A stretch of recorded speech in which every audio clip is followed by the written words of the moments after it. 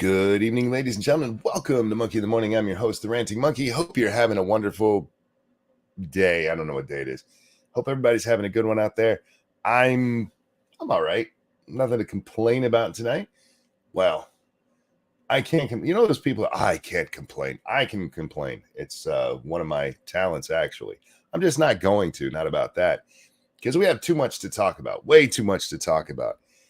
Wow. How many of you guys have at least seen clips of the Tucker Carlson stuff? Oh my goodness. Oh my goodness. For those who don't know, Kevin McCarthy, leader of the House, Speaker of the House. Let me make sure I say it properly. Kevin McCarthy, the Speaker of the House, gave Tucker Carlson access to 40,000 hours of footage from January 6th. All this stuff you and me are not allowed to see. We can't see it. And we've had Democrats come out and be like, oh my God, this was irresponsible. This could cause people to know where the cameras are in the Capitol, and it could cause terrorism. It's stupid shit. Every reason in the world why we can't see anything except for the curated video that they've given to us. Tweedo says sound. Can anybody else not hear me? Yeah, so judging by what's going on in there, it sounds like people can hear me. Anyhow, so the Democrats are losing their shit. Oh my God. Oh my good God. Why would McCarthy give him this unfettered access? And now we know why. Now we know why they didn't want other people to see what was going on there. These are some lying little bastards, man. Wow, I seriously, even my mind is blown by how dirty these little shits are. And we're going to watch quite a bit of it tonight. We will not be watching Carlson's whole show because, well, I don't have time for that. 2, the end of the show is not really related. We're going to watch the parts that are related to January 6th. And 3, we're going to skip the interviews he does with people because they're not really that important. I mean, maybe we'll watch the one with, what's his name, Massie? Senator Massie, whatever the fuck his first name is. Some moron said this violated the First Amendment somehow. What, the release of the videos? What? How would that violate the First Amendment? That doesn't even make sense. Was this footage available at the trials? No, it wasn't. A lot of this stuff was not. Faithless says we always knew why, we just didn't have the proof. Well, yeah, that's probably the best way to say it, Faithless. Probably the best.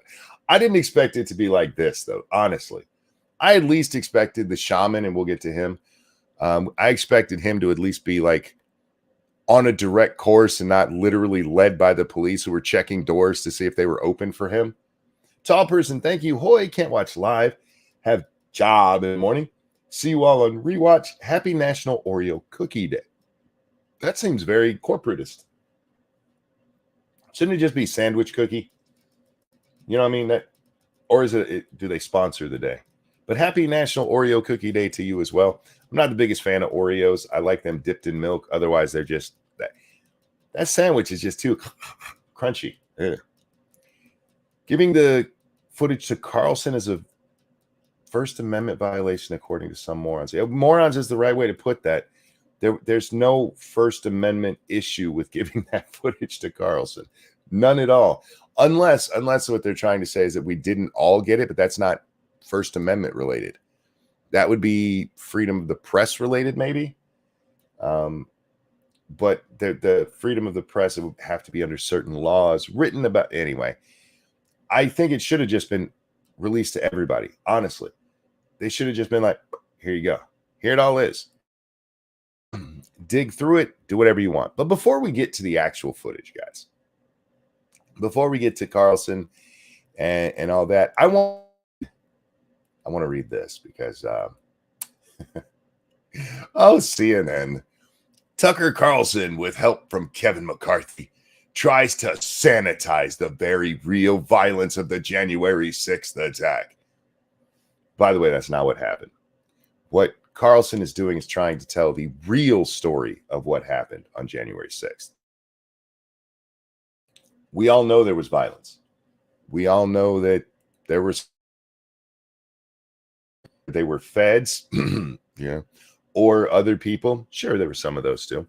There were bad actors. We talked about the one police officer who got fucking knocked in the head with a baseball bat. The guy who did that deserves to go to prison. It absolutely happened. We have the footage of it, and the guy who did it deserves to go to fucking prison for it. Now, the vast majority of people weren't violent. The vast majority didn't even enter the fucking Capitol.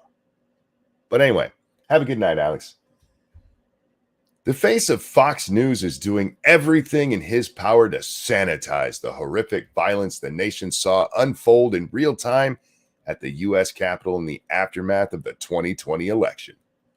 And on Monday night, he had a major assist from Republican House Speaker Kevin McCarthy, who granted him exclusive access to tens of thousands of hours of January 6th security camera footage. Shouldn't that just make the argument that it was so violent even better? If they're giving out the, hey, it was so violent, here's more footage. Why would more footage sanitize the violence?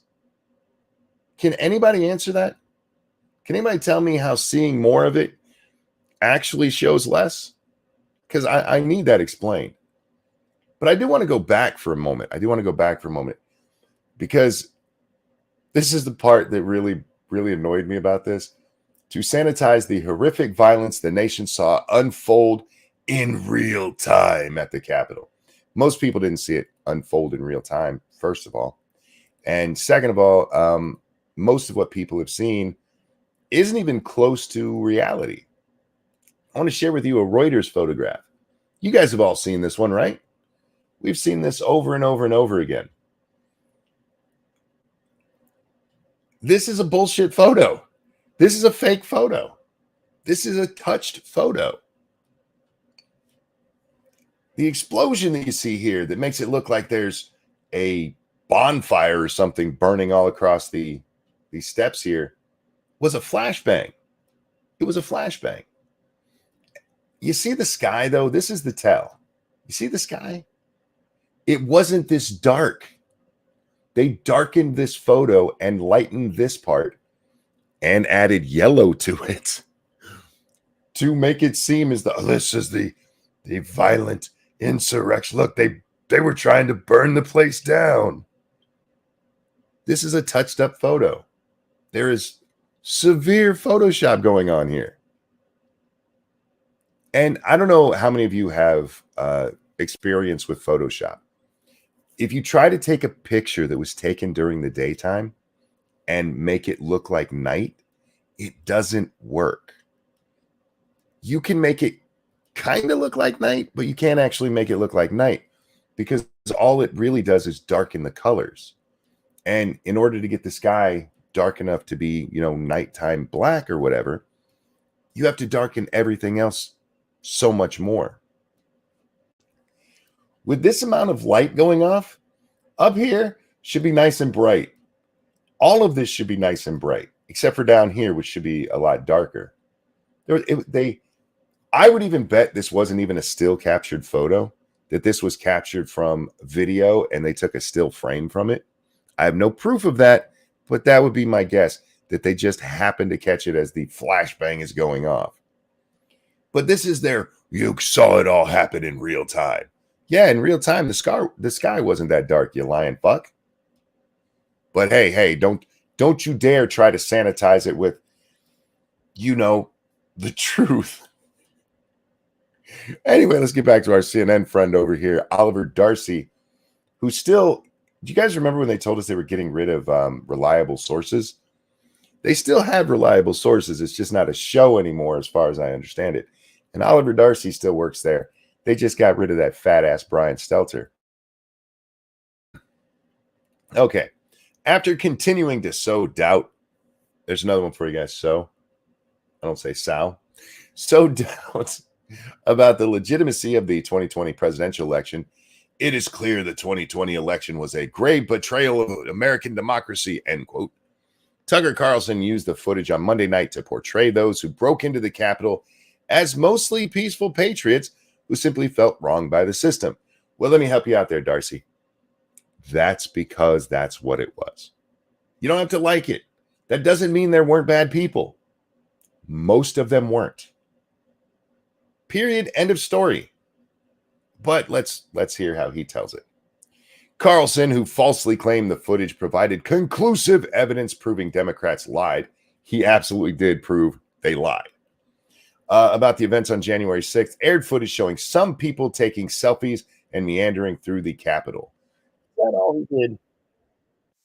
Is that all he did? Wow, my volume is way loud.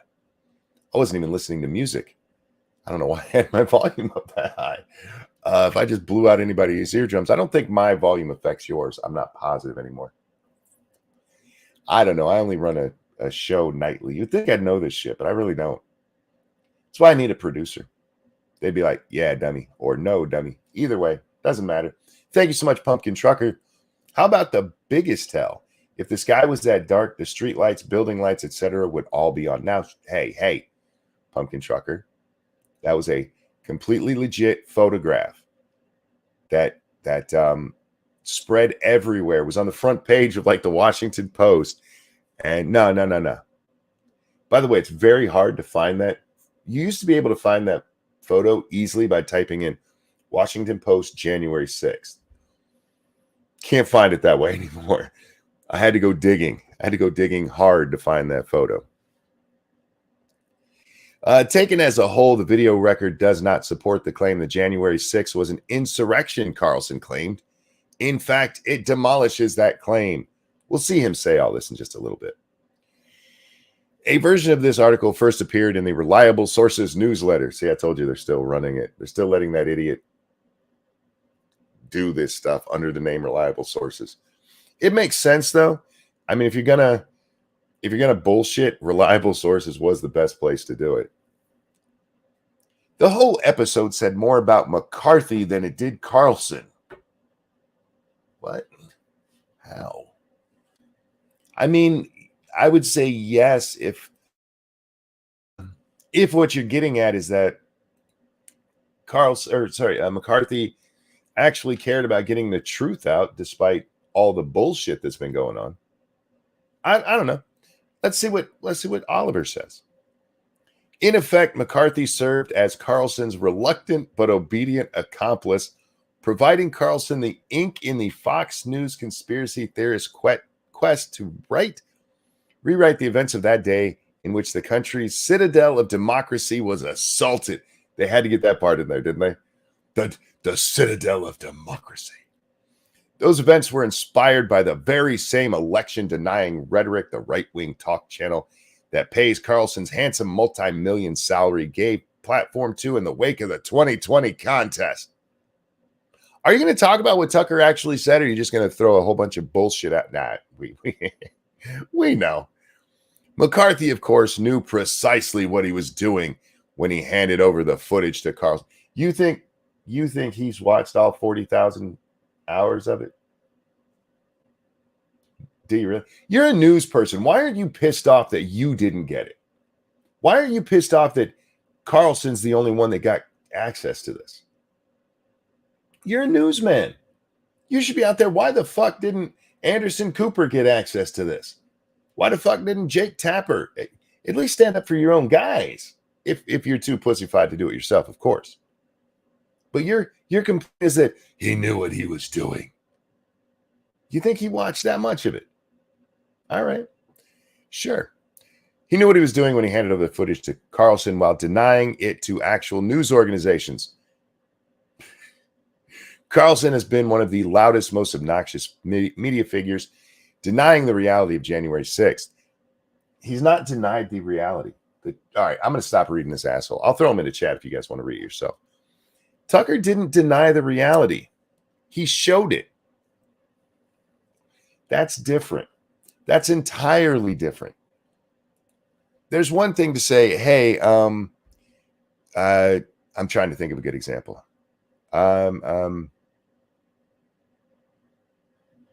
Fuck, I don't know. It's one thing to say, hey, that didn't happen. Another thing to say, this is what did happen, right? Like if No, I can't even think of a good example. This has just blown my mind. I apologize for being like, I have example. I just don't have one. Because I'm trying to think of something, another instance where we've seen this kind of nonsense, where when we finally see the video footage, the people in the, and I'm using incredibly huge air quotes, news, the people in the news are like, no, seeing all of this means that they're actually just lying to you. They're perpetuating the lie by showing you what actually happened. I guess that's one way to look at it if you're a retard who works for CNN. Carlson photoshopped the video. I guess so, Bubba. I don't know. I really don't. I don't understand how, hey, look, we got news organizations out there should be going, well, shit, yeah, we were lied to a little bit. Even if they want to still run with the insurrection, they should be like, wow, we were a little bit lied to. And we kind of knew this was going to happen. We kind of knew, because remember when the video footage was forced out? They didn't want it let out, but of the catacombs and the Senate door, and you have these people come in and they're like, oh yeah, we can't let that information out. And then we saw it and we knew why they didn't want it let out, because the violence and horrible shit that they said happened wasn't there. There was some fighting at the door after they closed it, but most of the people who were inside the building walk in, walk around, and walk out. They even walked out in single file line, for fuck's sake. No violence. You had some people for some reason at the door. Yes, there were a few people hitting on the door, but it's not like they bum rushed the open fucking door that people were going out. Sorry, it was an open window. It's not like they were bum rushing that and pushing everybody back in so they could come in and beat those cops to death inside. No, that's not what we saw at all. The biggest revelation tonight, in my opinion, is the Sicknick part, Officer Sicknick. And that part is disgusting. We'll get to it. If I remember the story order correctly, it goes QAnon Shaman, and then the Officer Sicknick part, and then the part with Ray Epps. So let's just get into it, shall we? Shall we stop goofing around and see what we're actually talking about here? Da, da, da, da, da. How can I do this?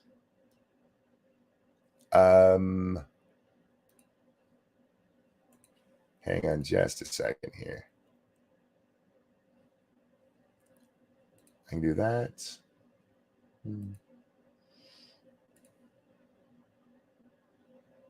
All right. Well, I guess there's no good way to do it. Now, this is not from the Fox News site. This is from another person who uploaded it. Elaine Galani. I think we've used this stuff before. Fox News only released like 2 little clips. But there's more to it. This should be seen. They should just release this episode to everybody. Nadia's, thank you. Yeah, no more monkey business. Well, I don't want to say no more, but we'll cut down on it for the next few minutes as we get into this. Thank you, reliable sources. We like the taste of orange flavored Windex. That sounds right. Unfortunately, it sounds very, very right. All right, Tucker. We've had enough build up. We've watched the counter side of this. So let's see what you have to say. We're about to show you surveillance footage from inside the United States Capitol. The images you'll see were recorded 26 months ago today, on January 6, 2021. Until now, politicians have kept this tape hidden from the public. There is no legitimate justification for that, and there never has been.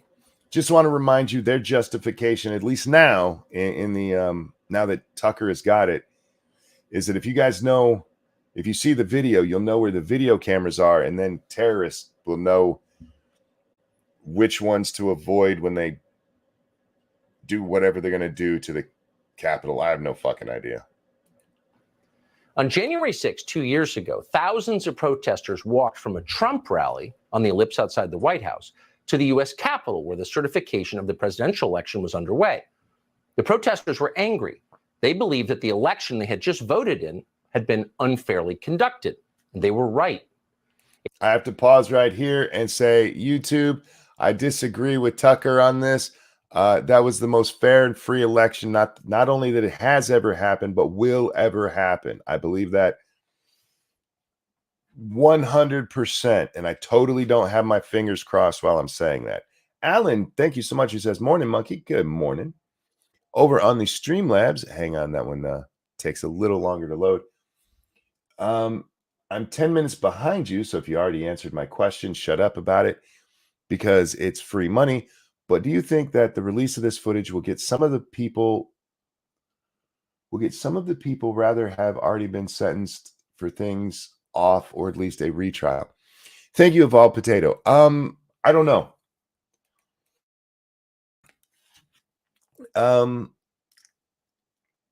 Honestly, I wish I could answer that. I think it certainly shows that some of them deserve one. I think especially the QAnon Shaman, they should just let his ass out of jail. No, I'm just going to say no, because the narrative is out there and there's no way that the Biden administration is going to go back.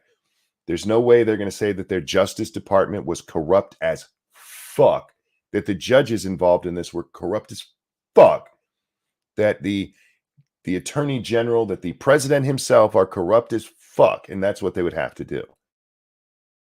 They would have to come out and admit that there was a conspiracy, an actual conspiracy to violate these people's rights for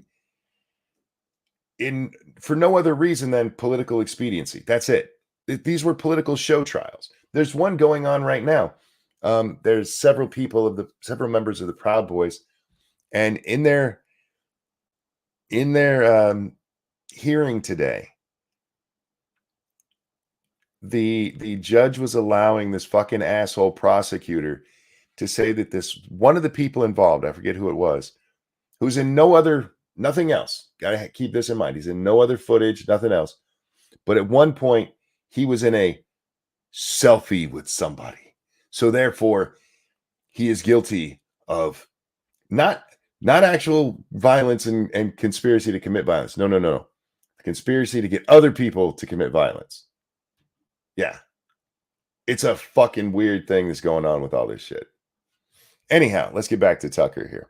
And yeah, I wish I had a better answer for you, Evolved. I don't think so. In a perfect world, the QAnon Shaman would be released tomorrow. But let's get back to this. In retrospect, it is clear the 2020 election was a grave betrayal of American democracy. Again, YouTube, I don't agree with this. I believe most fair, balanced, and open, enfranchising, good for your bones and teeth election that ever happened, ever, and will ever happen. We'll never have, I don't want to say we'll never have one that good. They're all that good from now on. All of them, including the one over there in the Donbass region that said they wanted to go to Russia. Given the facts that have since emerged about that election, no honest person can deny it. I just want to repeat, when he just said no honest person can deny it, I don't want to say he's not wrong, because that would probably get me in trouble with YouTube.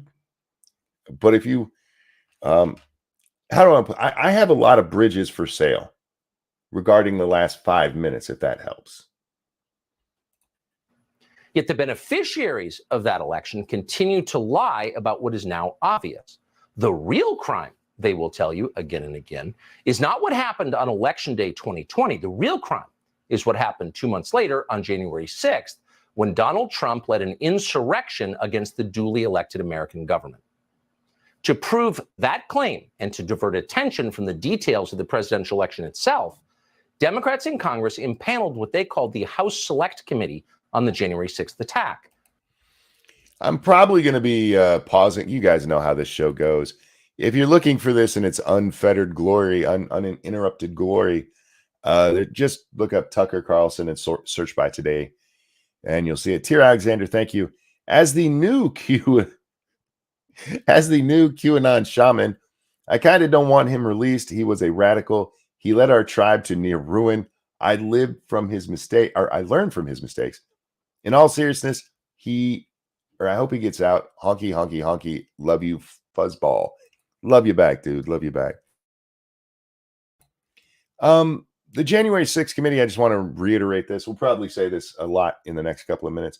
We're a bunch of fucking lying shitbags who got together and only gave part of the story, even when we knew for a fact they were full of shit.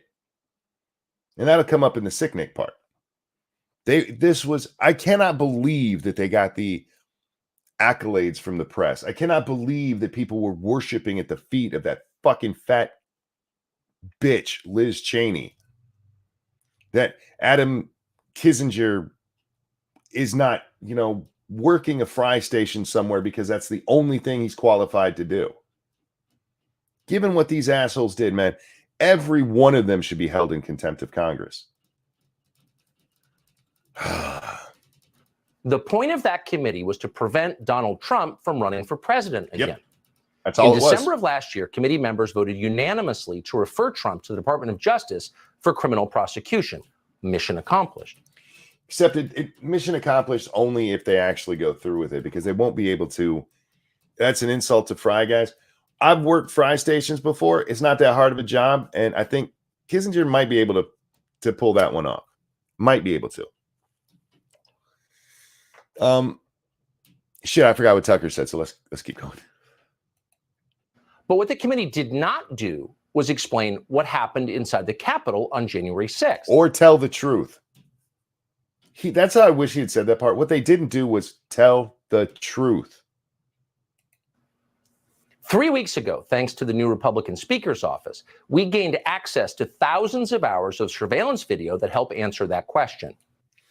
I don't remember if he says it, but just for the record, for those who are just joining us or whatever, it was reported over 40,000 hours of footage. And he does explain how they got through 40,000 hours in 3 weeks. And we'll get to that. Thank you, Metal Minister. You can't believe it, Monk? Considering the state of our news outlets and their bias, I absolutely believe it, but maybe I'm black-pilled.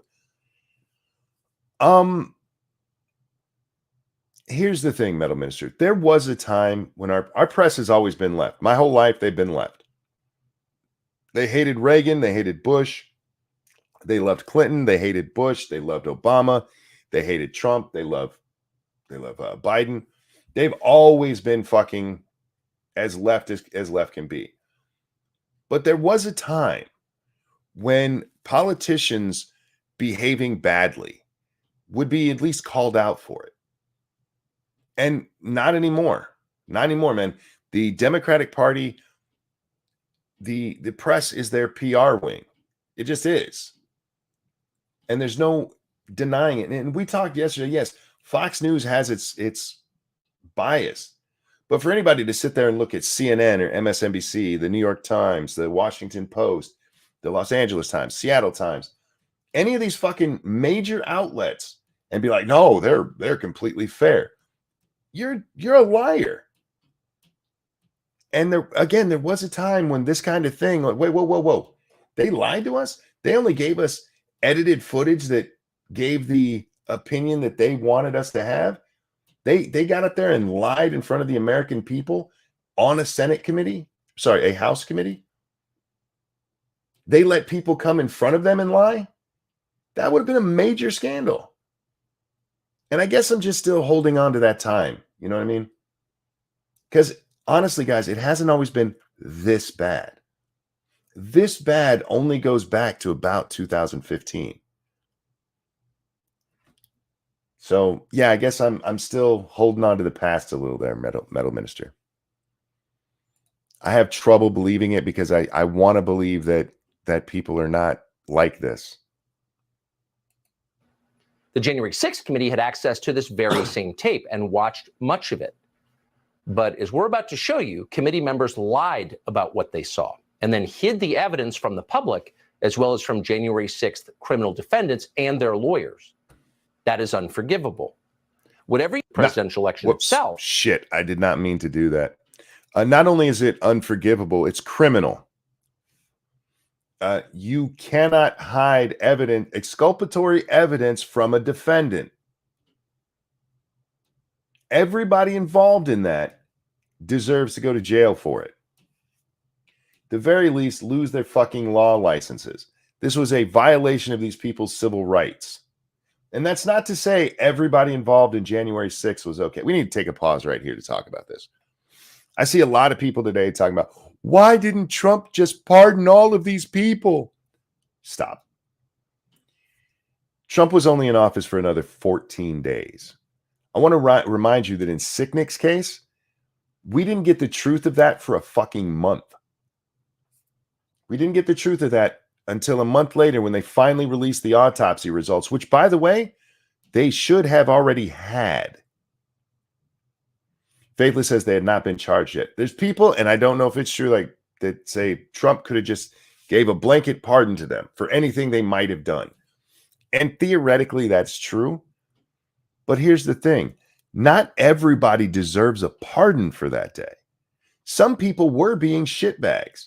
While Sicknick didn't get hit in the head with a fire extinguisher, some police officer absolutely did. That is real video footage. The motherfucker who did that deserves to go to prison. So Trump couldn't just pardon them all without pardoning the bad ones too. The issue here isn't what Trump did or didn't do. It's how Biden and the Biden DOJ have acted. They're the bad ones here, not Trump for not issuing a pardon that would have been absolutely irresponsible to have done. Sorry, I don't mean to go off. I'm seeing people on Twitter and you're pissing me off. It makes no fucking sense. Free Baked Alaska, just kidding. Look, Baked Alaska's a Fed. We all know it. He's where he belongs. He's hanging out with the other Feds. Defendants and their lawyers. That is unforgivable. Yep. Whatever you think of Speaker Kevin McCarthy, he rectified that crime, and we are grateful that he did. No, he didn't. He didn't rectify that crime. As far as we know, those criminal defendants still don't have access to this in a way that they could go, hey, I shouldn't be in this fucking jail. Several people, like the QAnon Shaman, pled guilty because they had no choice. Like, hey, you either do this, you either take this 4 years or we're going to give you 20. And this is in D.C. They're holding all of these in D.C. None of these trials should be held anywhere near D.C. You're going to really tell me there hasn't been enough news coverage? I don't even know how you do a fair trial in the United States, to be honest with you. Let's see how much we can piss off, monkey off. Well, we'll get there. This story is one that this is what our government did here. You want to talk about tyranny? And this was all done for political shit. All of it. The few people who deserve to be locked up. Hell, do we even know who threw that fire extinguisher? They made sure to go digging and find some grandma who was there. But do we know who threw that? That motherfucker should be in prison. The QAnon Shaman should have got a slap on the fucking hand. Piss monkey off. Okay, cereal is soup. Cereal is soup. That won't upset me. Heinous monkey, that's the word. Yeah, that's a good word for it. And I like what he said. Unforgivable. It is unforgivable. And you have, again, I started this with CNN on purpose so that you guys can see. They're already running. That article was written at 10 o'clock. Tucker's show ends at what? 9? He had an hour to go verify any of this shit. And what he wrote was, Kevin McCarthy was working for Tucker Carlson to make it all sanitized. They're already doing that work. Already. They're already running interference for these fucking shitbags who are violating the rights of American citizens. It was pre-written. It probably was, and he filled in some parts because he does quote Tucker. But anyway, Tier, thank you again. I believe they overplayed their hand. They thought Hillary would win. When Trump won, it was a massive monkey wrench. Biden was the only logical puppet available. I'm going to challenge you on that, but let me finish. And the Wuhan wheezing gave them a golden opportunity they couldn't pass up. Honking honky. It's not that Biden was the only logical puppet. Biden was the only electable one, which says a lot about the Democrats. None of their other candidates were electable. None. Not even Mayor Pete when he was riding his, did he even have a high? His mid-level plateau. Certainly not Bernie Sanders, no matter what anybody thinks. That motherfucker was never going to get elected. But Biden was their only one who could get elected, and that's because he had name recognition and he had been Obama's VP. So I get what you're saying but no, there is a slight difference there in that even if Biden wasn't their puppet, Biden would have been on board anyway. This is a chance to take down Trump, who embarrassed Hillary, which is kind of weird because the only reason Biden didn't run in 2015 is because of Hillary. Nobody talks about that. I don't want to say nobody. Most people, and especially in the modern age, you don't run for president after being vice president 4 years later. You run on the next ticket. So Biden should have ran in 2016. And like, no, his son died. And it totally has nothing to do with any kind of deals that were made with Hillary to make her back out of the 2008 election, right? Where she still could have pulled the superdelegate shit. They could have done that in 2008. But anyhow, I don't want to go down that. We'll maybe another day we'll go over that shit again. The only reason Biden didn't run in 2016 is Hillary, and I can't believe that he could have been like, fuck that bitch. He could have been, but anyway. Before we show you the tape, a few words on the process. Our producers had unfettered access to the Capitol surveillance video. Neither the Speaker's office nor our bosses at Fox News interfered in any way with our investigation. Of the 40,000 or so hours of tape, most of it turned out to be irrelevant. Static shots of empty rooms, in some cases far from the Capitol itself. To find relevant video. Isn't that interesting that some of the January 6th footage that they kept like this is not even near the Capitol? I wonder if it's like AOC hiding from a police officer there to protect her. Tape. Our producers were given use of Capitol computers with advanced mapping software. That made it easy to find what we were looking for. It's important. What we didn't have was access to facial recognition software, and that was significant. For more than 2 years, we have wondered why some in the crowd that day who seemed to be inciting violence were never indicted for it. We know why. We assumed these were federal agents of some sort. Get that man a Cupid doll. We still assume that. And in fact, there were many examples of behavior we saw in those tapes that didn't seem to make sense. Men in civilian clothes holding doors open for protesters, escorting others through the Capitol, etc. We would love to know who these people were. But as of tonight, we don't know. And because we don't know, we're not going to put their faces on the screen and suggest they were federal agents. That would be irresponsible. But you could put it up there and be like, how come these guys haven't been indicted? You know what I mean?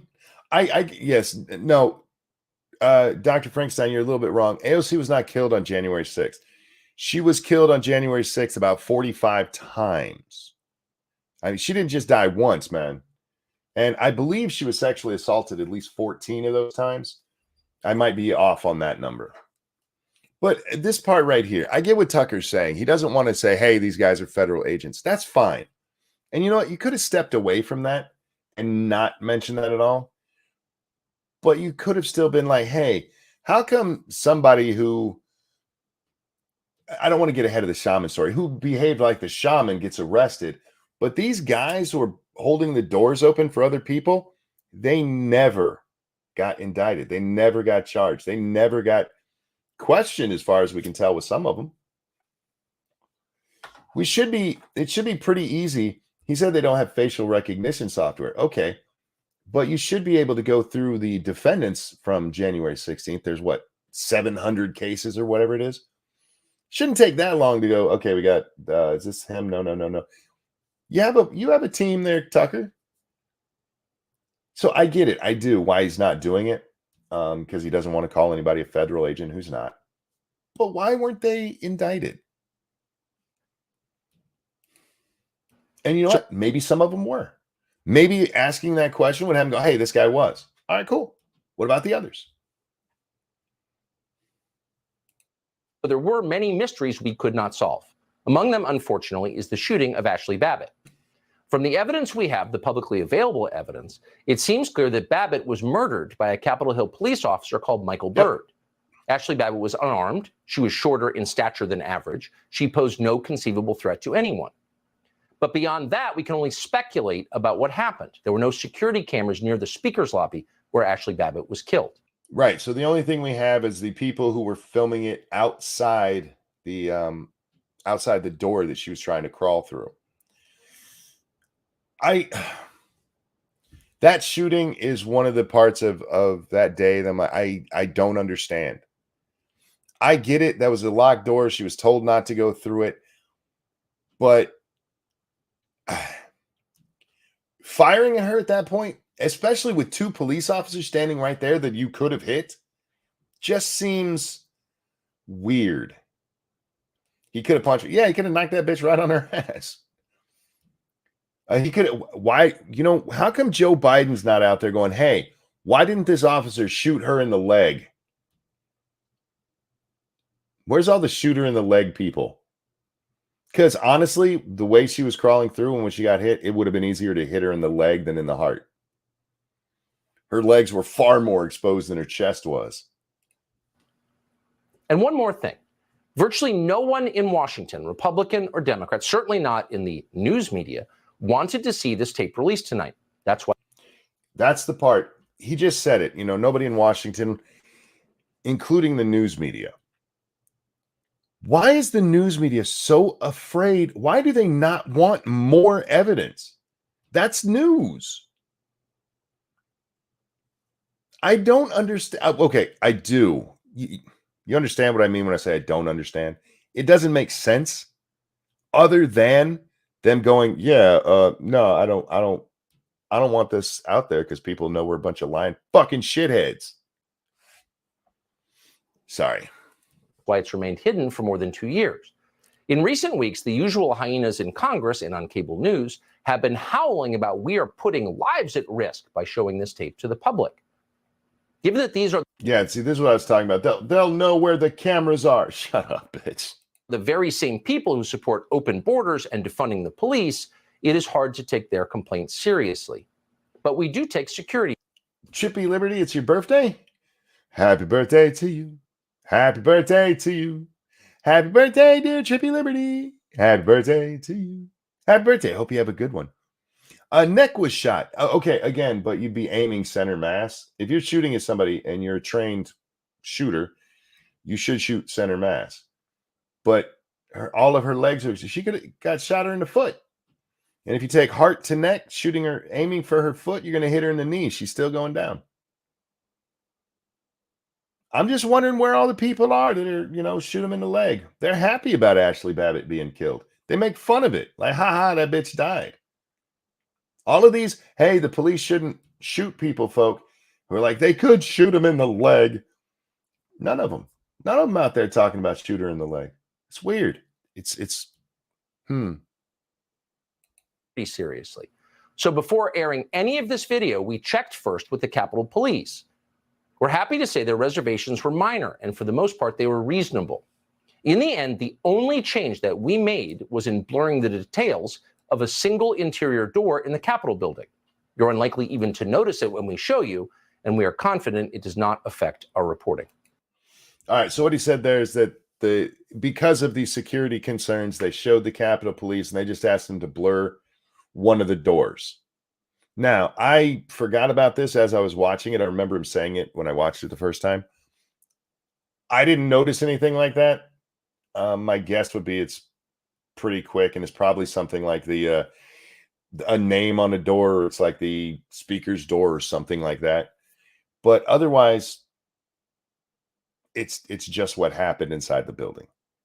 And he's just, see, this is something the press should do more often, like that picture that we saw from the AP at the beginning of this. We touched up this photo to make it look more scary. Should have been with every version of that fucking picture that went out. He's giving you the lowdown so that if somebody comes out, oh, I saw a blurry spot in that video, obviously they're hiding something. He's telling you why. He's being upfront about a minor change that was made. Wouldn't it be great if all news did that? Oh, but I'm sorry. Oliver Darcy said he's not real news. So wouldn't it be great if all people on news channels? How about that?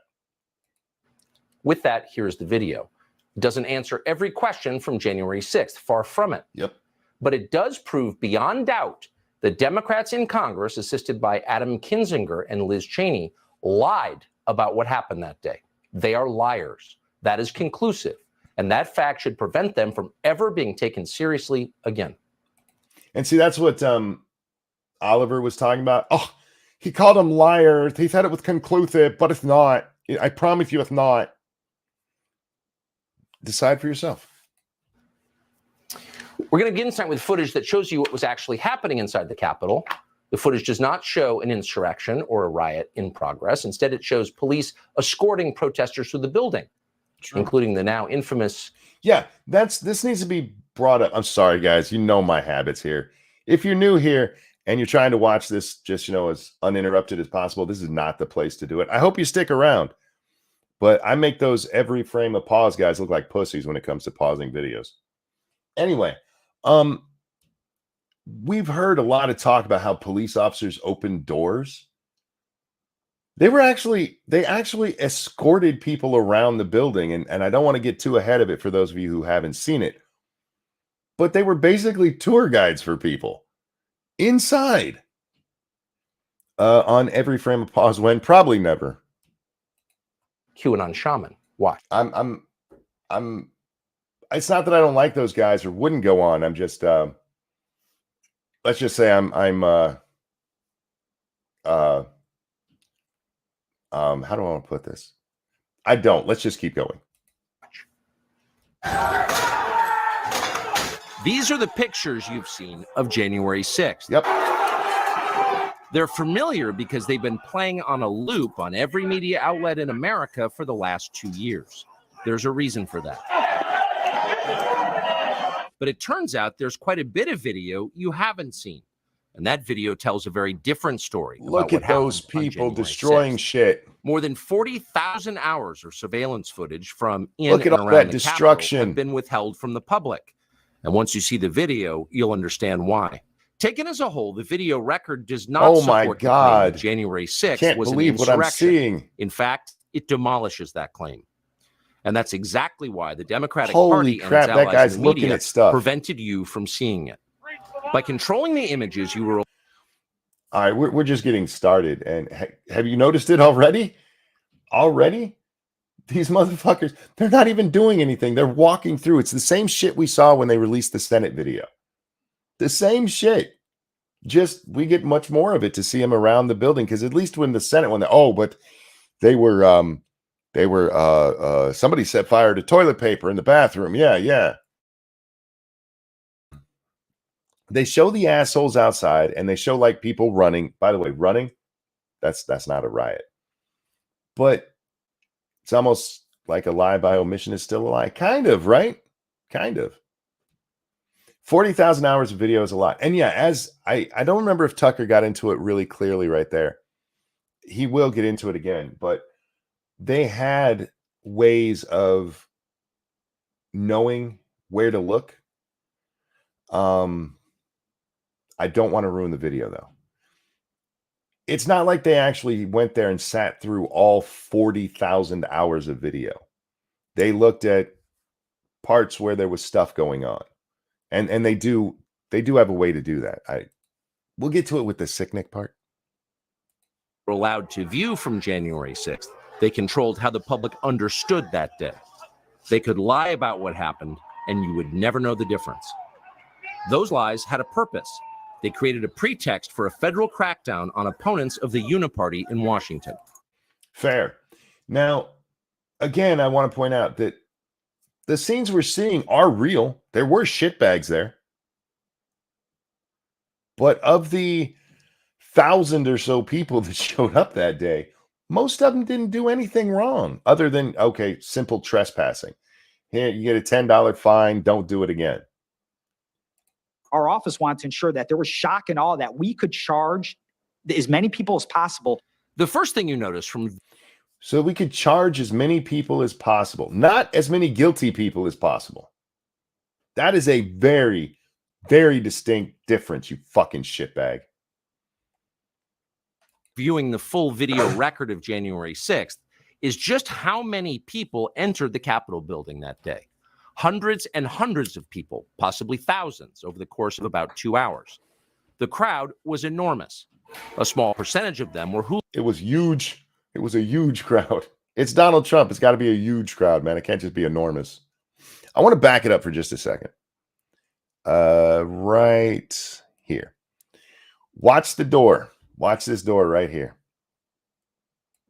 The first thing you notice from Wait, viewing there he is. Do you see who's right there?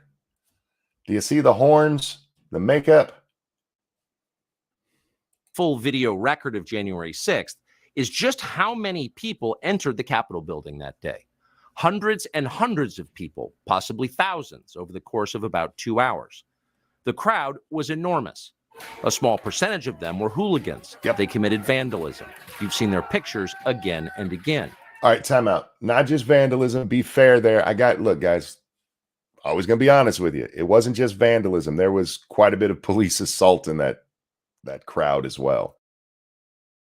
Hashtag not all. Hashtag not most, but it wasn't just vandalism. There was violent assault too. But the overwhelming majority weren't. They were peaceful. They were orderly and meek. Did you see that guy collecting handouts for the public? What a bit. Oh my God. I hope he's in prison. These were not insurrectionists. They were sightseers. Footage from inside the Capitol overturns the story you've heard about January 6th. Protesters queue up in neat little lines. They give each other tours outside the Speaker's office. They take cheerful selfies and they smile.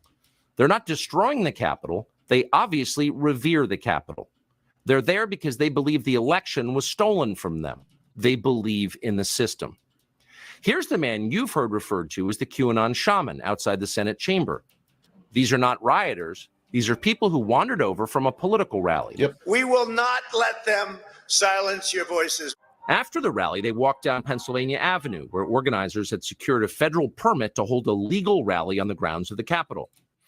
This is important, and we need to stop here. They did have the permit to have the rally, and people like Ray Epps kind of changed the parade route they were supposed to be going down. Where they end up is not over there at the little area they're supposed to. They end up at what? It's the back of the building. And that's because feds like Ray Epps were like, no, guys, go this way. Go this way. Remember, Ray Epps came thousands of miles because he wanted to hear Trump speak and then didn't go to the speech and instead stood outside of the speaking area and was directing people to go down to the wrong spot. He also told them the night before that they should go into the building. I know that everyone here will soon be marching over to the Capitol building to peacefully and patriotically make your voices heard. Once at the Capitol building, things began to get chaotic. Capitol police officers fired tear gas into the crowd. A few at the front of the herd broke windows. Someone opened the doors, and many hundreds of others just walked in. They're going to make that the story. Of course, they did make it the story. And at the center of it, the single most famous person arrested that day was a Navy veteran from Arizona called Jacob Chansley, often referred to as the QAnon Shaman. The so-called QAnon Shaman. QAnon Shaman. Someone named Q Shaman. Jacob Chansley became the face of January 6th, a dangerous conspiracy theorist dressed in outlandish costume who led the violent insurrection to overthrow American democracy.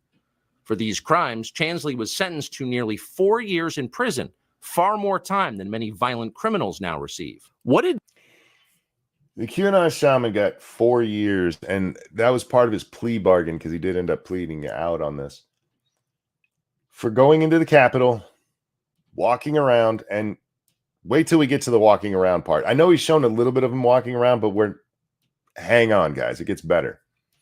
Giving a speech on the Senate floor and leaving. He got 4 years in prison for that. Does that sound right? Jacob Chansley do to receive this punishment? To this day, there is dispute over how Chansley got into the Capitol building. But according We just watched a moment ago how he got into the Capitol building.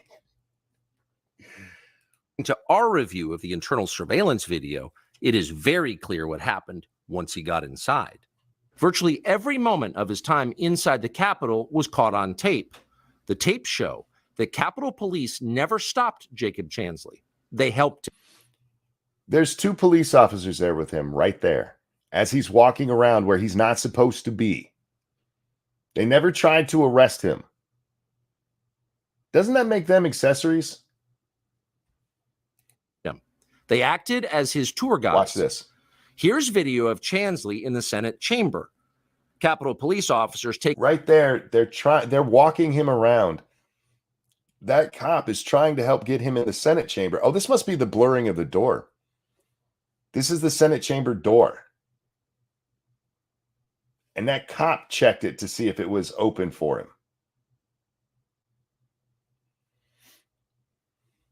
Let's just back that up a bit. Here's video of Chansley in the Senate chamber. Capitol Police officers take him to multiple entrances and even try to open locked doors for him. We counted at least 9 officers who were within touching distance of unarmed Jacob Chansley. Not one of them even tried to slow him down. Chansley understood that Capitol Police They walked him through there like he was a guest. were his allies. Video shows him giving thanks for them in a prayer on the floor of the Senate. Watch. Thank you, Heavenly Father, for giving the inspiration needed to these police officers to allow us in this building. Contrast the reality of what Jacob Chansley did in the Capitol building on January 6th, the indisputable facts recorded on video, some of which has never before been seen, with the depiction of Jacob Chansley that you've seen in the media for more than 2 years. He's a terrorist, they said. He should be killed. Shoot him. Shoot him. Because he walked in the building. Not only did they not shoot him, they gave him an escort. Have you guys seen anything where the QAnon Shaman was like violent? Anything at all? Oh my God, the Capitol Police were in on the insurrection. This is undeniable proof. You know, there's still the arguments about whether the police let them in or not. And there's absolutely evidence that they did. But they say, oh, well, we did it to, calm tensions and stuff. Okay, but you still opened the door for them. And now you're escorting them around the fucking Capitol.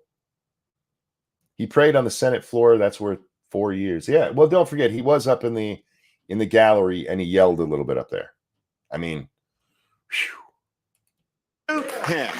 Like, you burst into the United States, heck, if he was dressed like Bin Laden, would you have shot him? Shoot him. Did you hear that cloud crap? Clap. Shoot him.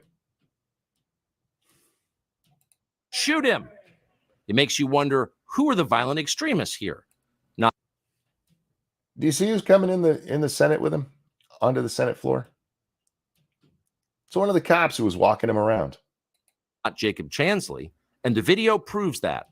But you would never have known from the media coverage. The people sitting in the chairs need to be sitting in a jail cell. Chansley is in a jail cell. He's been there for months. If he was in fact committing such a grave crime, why didn't the officers who were standing right next to him place him under arrest? Until now, no one could even prove that even happened, but it did. There it is. Fuck.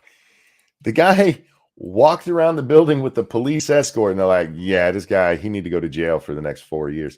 Now I'm skipping ahead in this video because he talks to a woman for a while, and you guys know how much I hate women.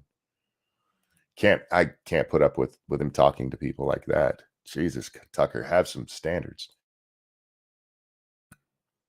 Just kidding. I just don't care about what she has to say. And frankly, it's the video footage and stuff here that's important. So we're going to skip. Apparently, I didn't get all the way to the end. It's true. Stop it, Star. Now we're going to get into the next part where I'm pretty sure this part's the Sicknick part. I think Sicknick came before Ray Epps. That's right. Thank you. Thank you. Thank you, Tucker. Yeah. Go away. So from January 6, 2021 till today, you will hear people say, including the President of the United States, that the mob murdered police officers. Yep. That is a lie. But the death of Officer Brian Sicknick is the pretext they used to tell that lie.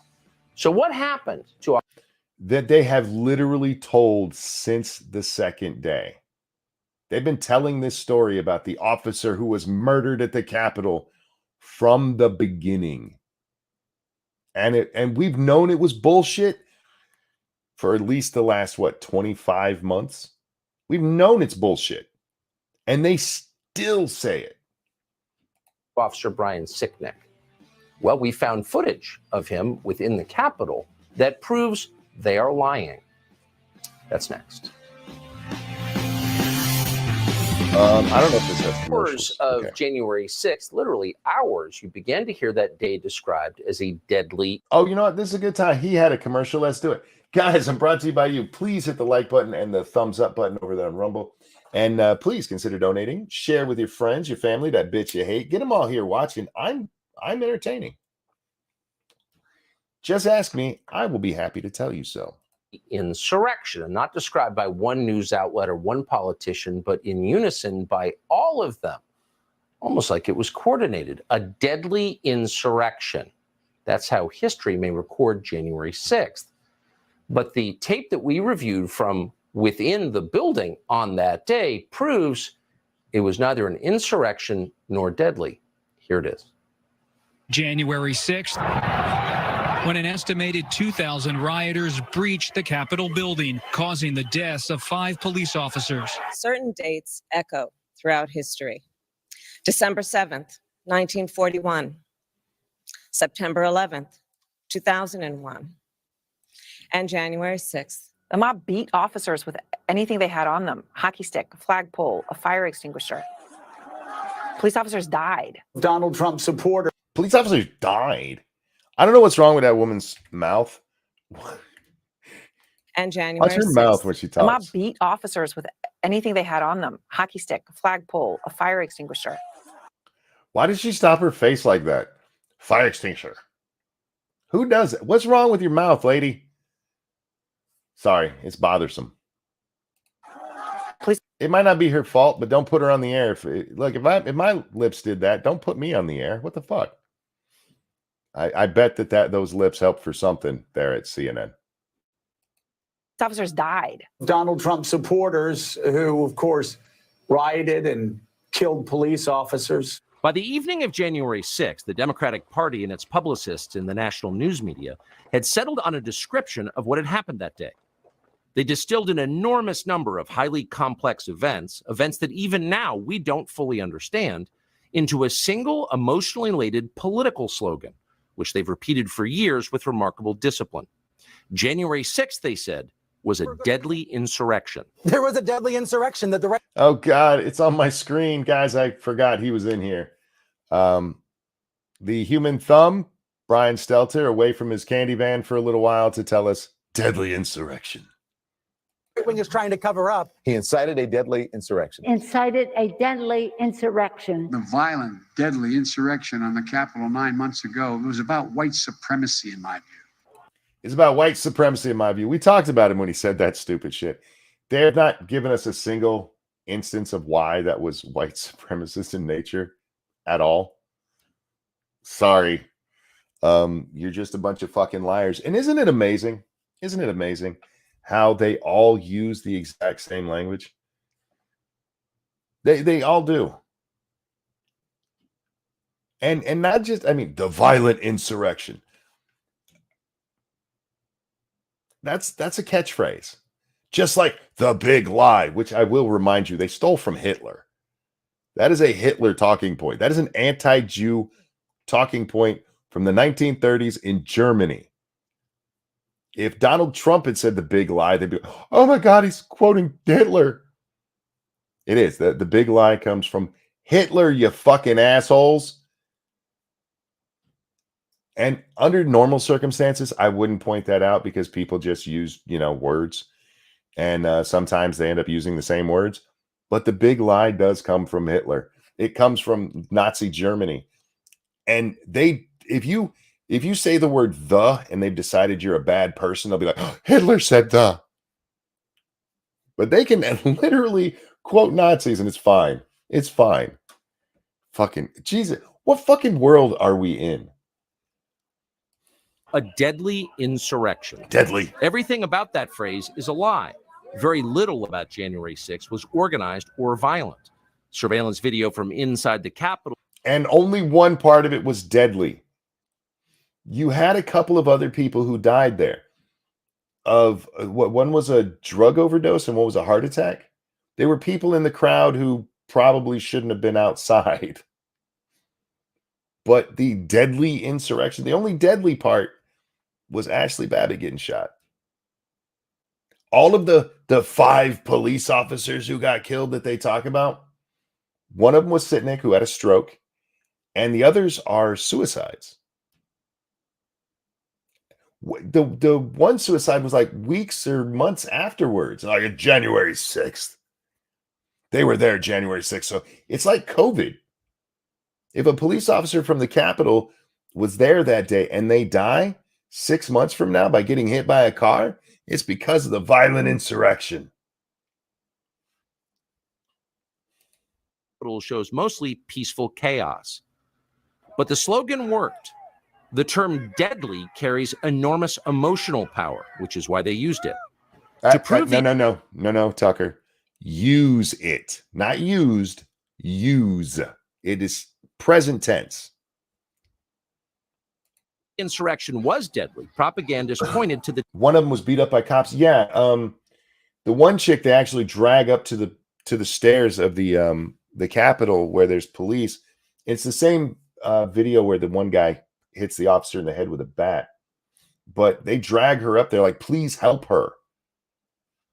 And yeah, she ended up passing away too. But they don't talk about her. And they sure as fuck don't show that video. Because I don't know why. Other than it's not, somebody beating a cop to death. White Supreme, thank you. I didn't lead an insurrection. I was watching anime. Thank you so very much for that. If it really was an insurrection, where are all the guns? Hey, they had weapons. They were armed. This was an armed thing. I don't know if we'll be watching the part where Tucker brings this up, but this is brought up in the show. It was an armed insurrection. Where were all the arms? Oh, well, they had flagpoles. Now, in fairness, like I said, one guy had a baseball bat. Several people had batons. But they know damn good and well what they're saying when they say armed insurrection. They didn't mean somebody brought baseball bats. They mean somebody brought guns and they're lying shitbags. They even talk about, oh, there were guns there that day. All right, let's say there were. How many of them got pulled from their holsters? I'll wait. Count them for me. How many of them? Anybody know? That we know of, 3. One that shot Ashley Babbitt, and then 2 that were in the picture that we saw a few minutes ago of 2 officers holding guns on people that were outside of a door and the glass was broken. That we know of, 3 guns were pulled that day.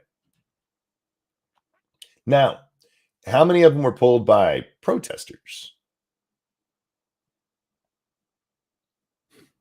I wish I had a cricket sound because I'd be playing it right now.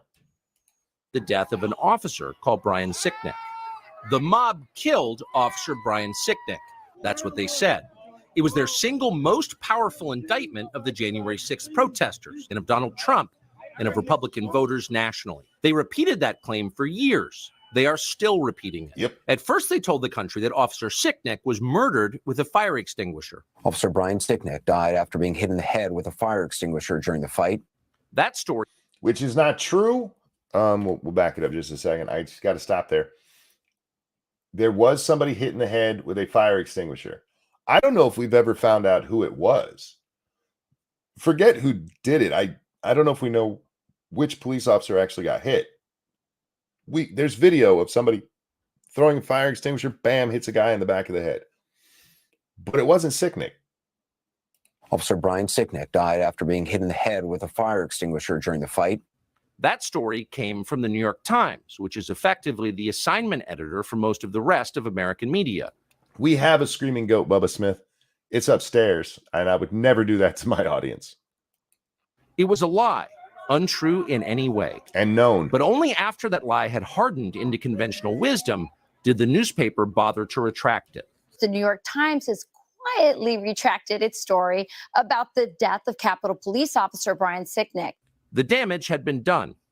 Brian Sicknick, himself a Trump voter, had been transformed without his consent into a political martyr of the left. What I hate here that Carlson doesn't tell is the story about how long it took to get the information. They tried to just keep that story buried. We knew pretty much from the beginning that he didn't die from like a brain injury. Originally, it was thought heart attack when it's first announced, if I remember correctly. After they start, okay, I want to say a week later, when they're like, okay, what actually did it? And they're like, oh, looks like a stroke. Well, it must be a stroke due to head injury. And then the medical examiner's like, I can't find any evidence of head injury. And they're like, we're going to have to release this report. Nobody's paying attention, right? Okay, nobody's paying attention. Yeah, go ahead and release that and say that nobody hurt this man to the point that gave him fucking stroke. I wish Hunter would have gone just a little bit more in detail on that, because that part of it is important. It is important that this cover-up, they tried covering it up for over a month. There was no good reason for the medical examiner to keep going and keep hiding this thing. As soon as he did the autopsy, autopsies don't take that long, especially if you're not waiting for like drugs or alcohol to come back. If all you're looking to see is, was this guy hit in the head and it caused him to die? That's actually a pretty simple autopsy. That's like a week, not a month. His memory was shamelessly exploited by the incoming Biden administration. Yes, it was. In February of 2021, Sicknick's body lay in state in the Capitol Rotunda, where a parade of unscrupulous politicians made use of it. Here's Joe Biden. Breaking down the doors, trying to overturn. Oh, I'm sorry. I called Tucker Hunter. My bad. Tucker. An outcome of election and killing several police officers in the meantime. But Brian Sicknick should not be reduced. Killed several police officers, even if you wanted to give them Sicknick, which we don't. But let's say Sicknick actually was killed that day. No other officers were. None of them. They were suicides later. No, Pirates, please point it out if I say the wrong word. Frankly, it's not my fault. Tucker and Hunter are both stupid names. And if either of you, anybody out there is named that, I'm sorry. My name's Francis. It's stupid too. We can't help what our parents did to us. Used to a prop for the political ambitions of the Democratic Party. He was a human being. The facts of his life matter, including how he died. To this day, media accounts describe Sicknick as someone who was, quote, slain on January 6th. The video we reviewed proves that is a lie. They both spoke mouth. Here is surveillance footage of Sicknick walking in the Capitol after he was supposedly murdered by the mob outside. This is after the incident with the fire extinguisher, which we know wasn't him. As you can see, everybody's leaving slowly. This is at the end. This is at the end. By all appearances, Sicknick is healthy and vigorous. He's wearing a helmet, so it's hard. Uh-oh, my internet's going. Sicknick should not be reduced to a prop for the political ambitions of the Democratic Party. He was a human being. What the hell The just facts of his happened? life matter, including how he died. To this day, media accounts describe Sicknick as someone who was, quote, slain on January. That must have been whoever uploaded this, the Algie Nagani guy. Sorry about that. That jump right there. I thought it was just my internet going to shit, and apparently no. I didn't watch it on this channel when I watched it, so I just had to find someplace I could that didn't have the commercials involved. Tier Alexander, thank you again, my friend. I haven't heard much on Sicknick's girlfriend's case against Trump for his death. Maybe it's thrown out. Maybe the judge laughed at her so hard she faded back into her hellhole. Never let a good tragedy go to waste is the Dem motto. More honkies are honking, indeed. Thank you so much, my friend. Guys, don't forget, brought to you by you. If you'd care to support the channel financially, please do so. If not, please hit the like button and the share button. Do that anyway. Tell your friends, your family, that bitch you hate.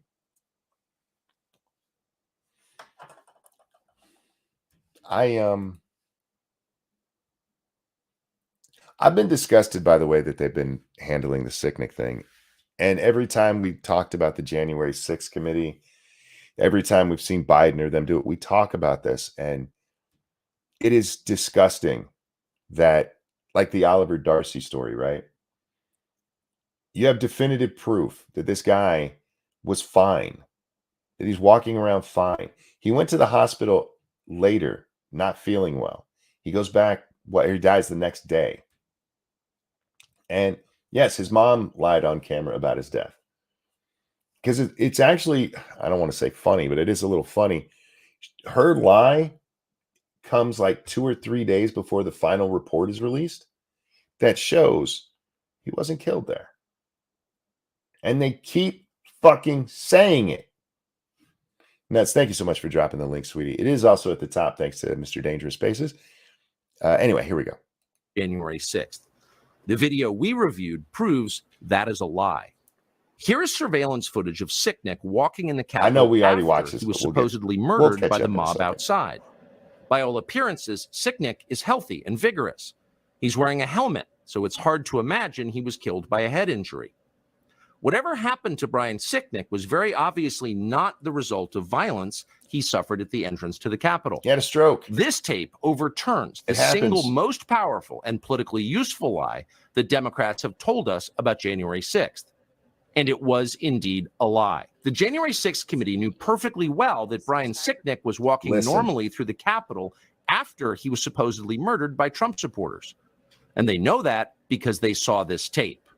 We can be sure because the footage contains an electronic bookmark that is still archived in the Capitol's computer system. That means that investigators working for the Democratic Party reviewed this tape. There's an electronic thing that lets people know when this video has been accessed. It had been accessed. They saw this and still told that fucking lie in front of the country. So, Mr. Oliver Darcy, when you're putting it in quotes that he proved beyond a shadow of a doubt that they lied, they fucking lied. There's no getting around it. They sat up there and said that Sicknick was killed on January 6th by these people. The only death on January 6th was Ashley Babbitt. That's not true. There were other deaths, just none of them because of rioting. They saw it, but they refused to release the tape to the public. Why? Because we know why. Because they'd all have to admit they were fucking liars. Tape would shatter the fraud they were perpetrating on the country, because hiding the truth served their political interest. Yep, exactly. And yeah, notable death, I would give you that one. Nothing for you here. They also cremated Sicknick without his family's consent. Did they really? I didn't know that one. They lied about the police officer they claimed to revere. If they were willing to do that, then their dishonesty knew no limits. They let a man sit up there in front of them and say that his time in the Iraq war was better than the Capitol riot.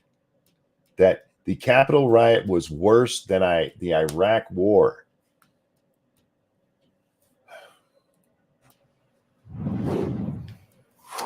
I don't remember if there's an interview here. If we go to an interview, we're going to jump ahead, but And as you'll see in a moment, their dishonesty did know no limits. New surveillance video in just a minute, including new reporting on Ray Epps and what he was doing there and what he told investigators he was doing there and how it's contradicted by the video evidence.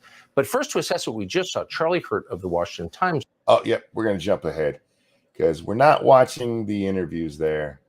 It's not that I don't like the people. Once again, it's that in this case, I'm interested in the footage. Him bringing somebody on for their own opinion, I'm sure there's some newsworthy stuff there. It's just not newsworthy to me at the moment. In my wettest dreams, this all leads to the fall of the entire Dem Party. You know, Faithless, there's a lot of people in the Democratic Party tonight who should be writing their resignations and their apologies. There's a lot of people in the press who should be writing their resignations and their apologies.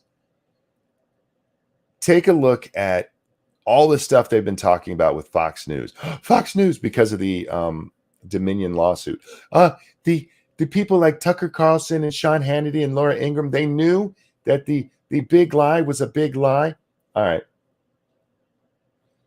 How many of the hosts of other news stations, after Brian Sicknick's autopsy is released, after the cause of death is released, how many of them have still repeated that he was killed that day? How many of them have let people like Liz Cheney come on and repeat that he was killed that day? How many of them got rid of all of their other coverage and showed them saying that at the January 6th committee and never once fucking corrected it? Never once. They knew goddamn good and well it was a lie, and they still pushed it. And they have the fucking nerve to look at Tucker Carlson and go, Dominion said he's a liar. How many of these fucking lying pieces of shit are still on the air and have never been asked to apologize for that once? What's up, my friend? Morning. Good morning. How you doing today? I just woke up, so yeah, I don't know yet. Well, let me bring you up to speed on what we have so far. So I'm guessing if you just woke up, you haven't seen any of this. No, I heard part of this while I was loading everything up. Tucker Sicknick. Tucker started releasing the footage. I don't know if he'll release any more of it, but he got access to all 40,000 hours. He said most of it was actually not even involved. It was like footage from places where no people were, including, he says, buildings not near the Capitol. But they did have a system where they can, go to specific times and look at specific things. I don't understand it exactly. They don't have facial recognition technology, but I'm guessing they did it based on where police officers were at the time. And he starts with the QAnon Shaman, who has a police fucking escort helping him try to find his way into the Senate chamber. Oh, you mean like the guy said? Yeah. And Brian Sicknick, they're showing him walking around after he supposedly was in such bad shape. That's what we just finished with. And now we're about to enter the Ray Epps portion. So wait, what you're telling me is this is a lot of potentially exculpatory evidence that was not turned over to the defense teams? Yes. Well, there's going to be some lawsuits. Well, one of the things, I don't know, because you said you caught a little bit of this loading up. In the thing with Brian Sicknick, there's video of him walking around like that, proving he's okay. I mean, he's seriously just wandering around. And there's proof, because there's electronic signatures when people look at this, that the January 6th committee looked at this. They knew it. Yeah, that's the part I caught. They're a bunch of goddamn liars. Yep. I mean, who's shocked by that? Who's shocked that the media and these elected officials lied through their teeth to our faces repeatedly on a day in, day out basis? And this is going to get fucking memory hold. I'm shocked that Tucker was allowed to not only see this, but survive long enough to report on it. I just can't help but think that these assholes were like, oh, well, nobody's ever going to see this stuff, so it's okay to lie. I don't think if they thought the public was going to see that footage, that they would have lied so blatantly. They would have just said the officers were killed that day instead of specifically pointing to Sicknick. Yeah. But anyhow, let's jump back into this. He's just finishing up his interview with some guy from some paper. But we are skipping those interviews, so. Charlie Hurt, appreciate it. Thank you. Great to see you. So there's one takeaway from all of the footage that we went through. All these people are fucking liars. I mean, that's the easiest breakdown, really. Thousands of hours over the past 3 weeks, is that the January 6th committee lied. Yep. That the press bought and repeated their lies. Time out. You cannot just blame the press's lying on the January 6th committee, dude. I'm sorry. We've known the Sicknick stuff since the month after he died, and they've been repeating it all along, and the January 6th committee doesn't come along for almost a year. Yeah. So I hear you. They did repeat those lies, but they wrote their own too, homie. Lies.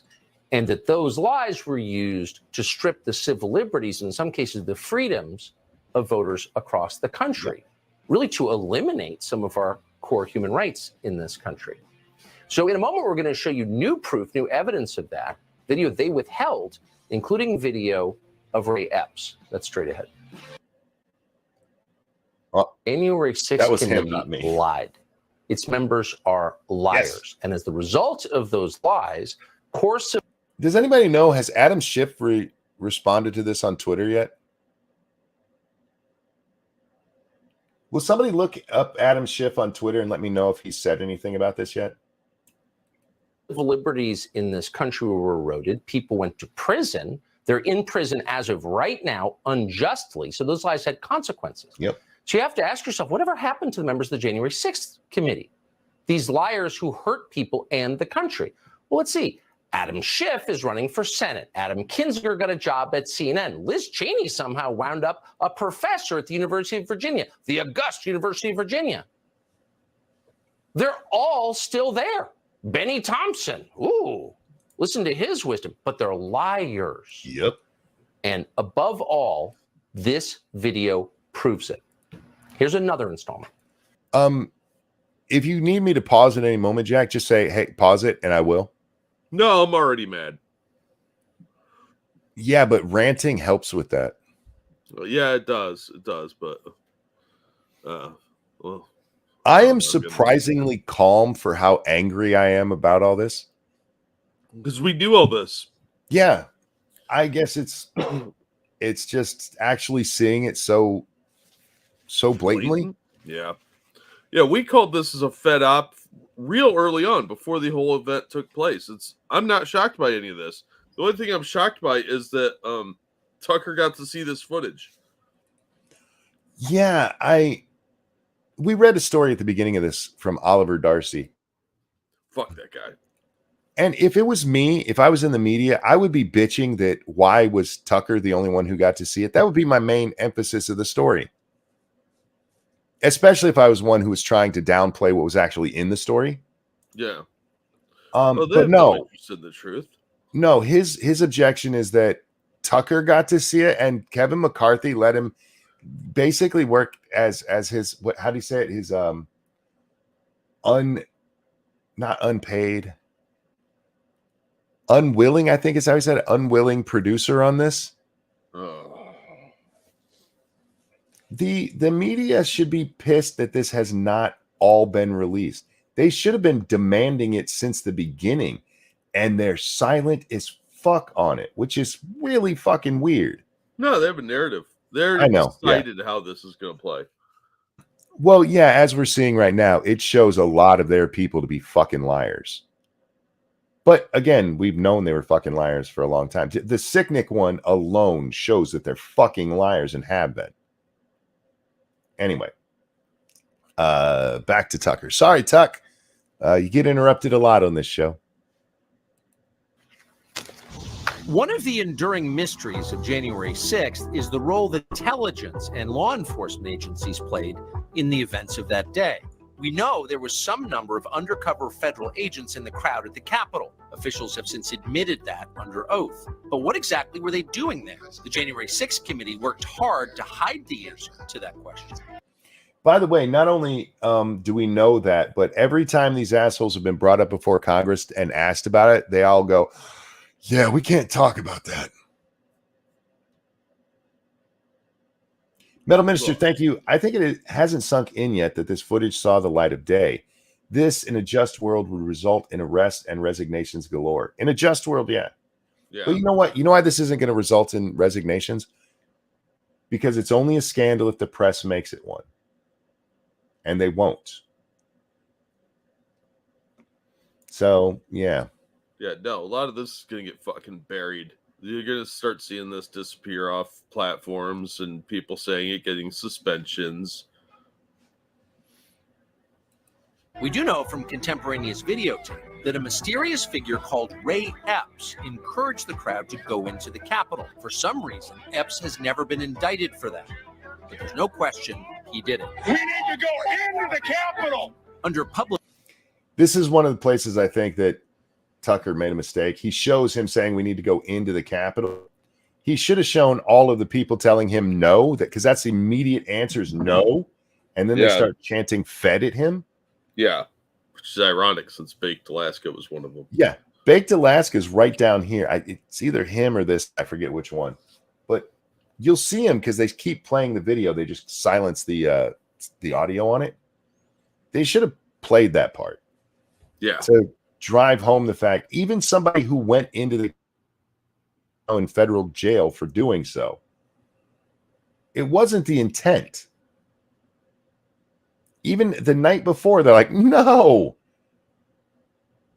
But mob rule. Mobs are a dangerous thing. We've talked about this. Mm-hmm. They can lead people to do stupid shit. If you're ever in a big mob, be careful on how you're acting. Keep your wits about you. Don't go breaking the law. What did he end up with, like 6 months? He walked into the Capitol building. He should not have gotten 6 months for that, even being the shitbag that he is. Yeah, I mean, the guy's a total piece of garbage, but 6 months is heavy-handed for a trespassing charge. Yeah. But there's no question he did it. We need to go into the Capitol. Under public pressure, the January 6th committee finally interviewed Ray Epps. Epps told the committee that he never entered the Capitol and therefore never committed a crime. His text messages showed that at 2:12 p.m., he boasted to his nephew that he had, quote, orchestrated the protests at the Capitol. That's something we hadn't seen before. No, that came out a little while back. Yeah, I hadn't seen before. We haven't shown on the show before. Yeah, I don't think we talked about it off air or something once, just in passing. But I remember that came out around the time he got interviewed. I do have to back that up because this leads into something that needs to go together. But we've been telling you guys ever since the what article? Revolver article. Yeah. There's some weird shit going on with this guy. And it's right after he talks to Mr. Red Hat here that they start pushing the barricade down. Yep. The night before, he's telling a group of people, we need to go into the Capitol. This motherfucker hasn't been charged with anything. No, and he was instigating the so-called insurrection. You'd think that would make him a leader of it. This is important because, like, the Tario trial's going on right now. Mm-hmm. And there's, I believe, 5 people being tried at the same time.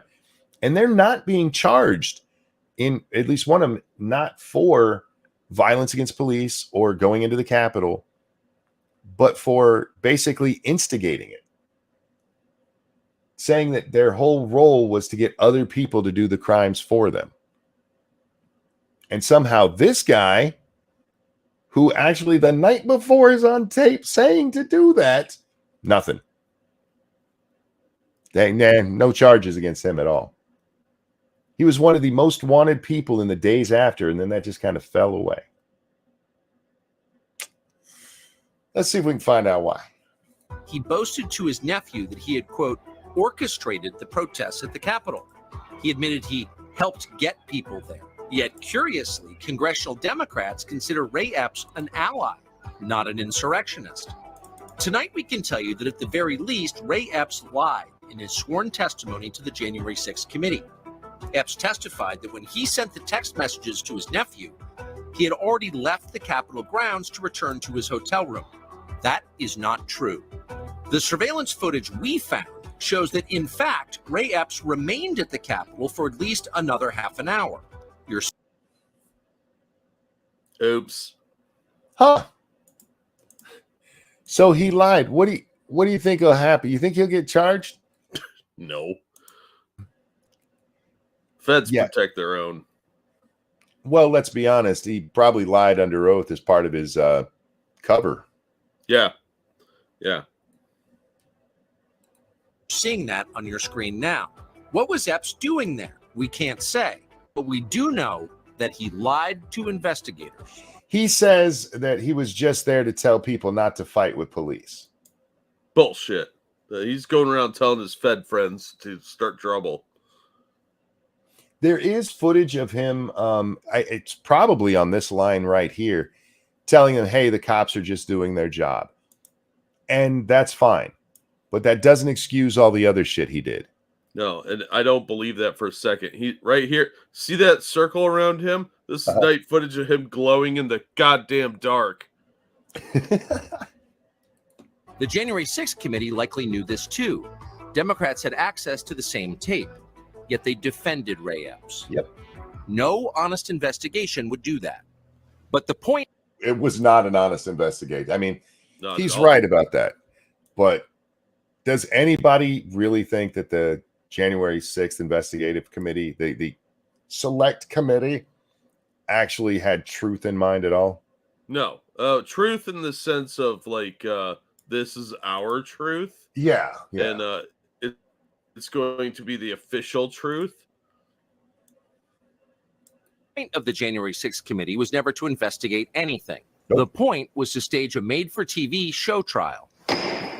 From the opening moments, the tone of the hearings was almost comically overheated and polemical. There is not a tragedy in American history that Democrats didn't liken to the protests of January 6th. I'm from a part of the country where people justify the actions of slavery, the Ku Klux Klan, and lynching. Yep. Democrats? Yep. Yes, indeed. Actually, it's from the Democratic South. Dangerous says that depends. Does honest mean something different in the U.S.?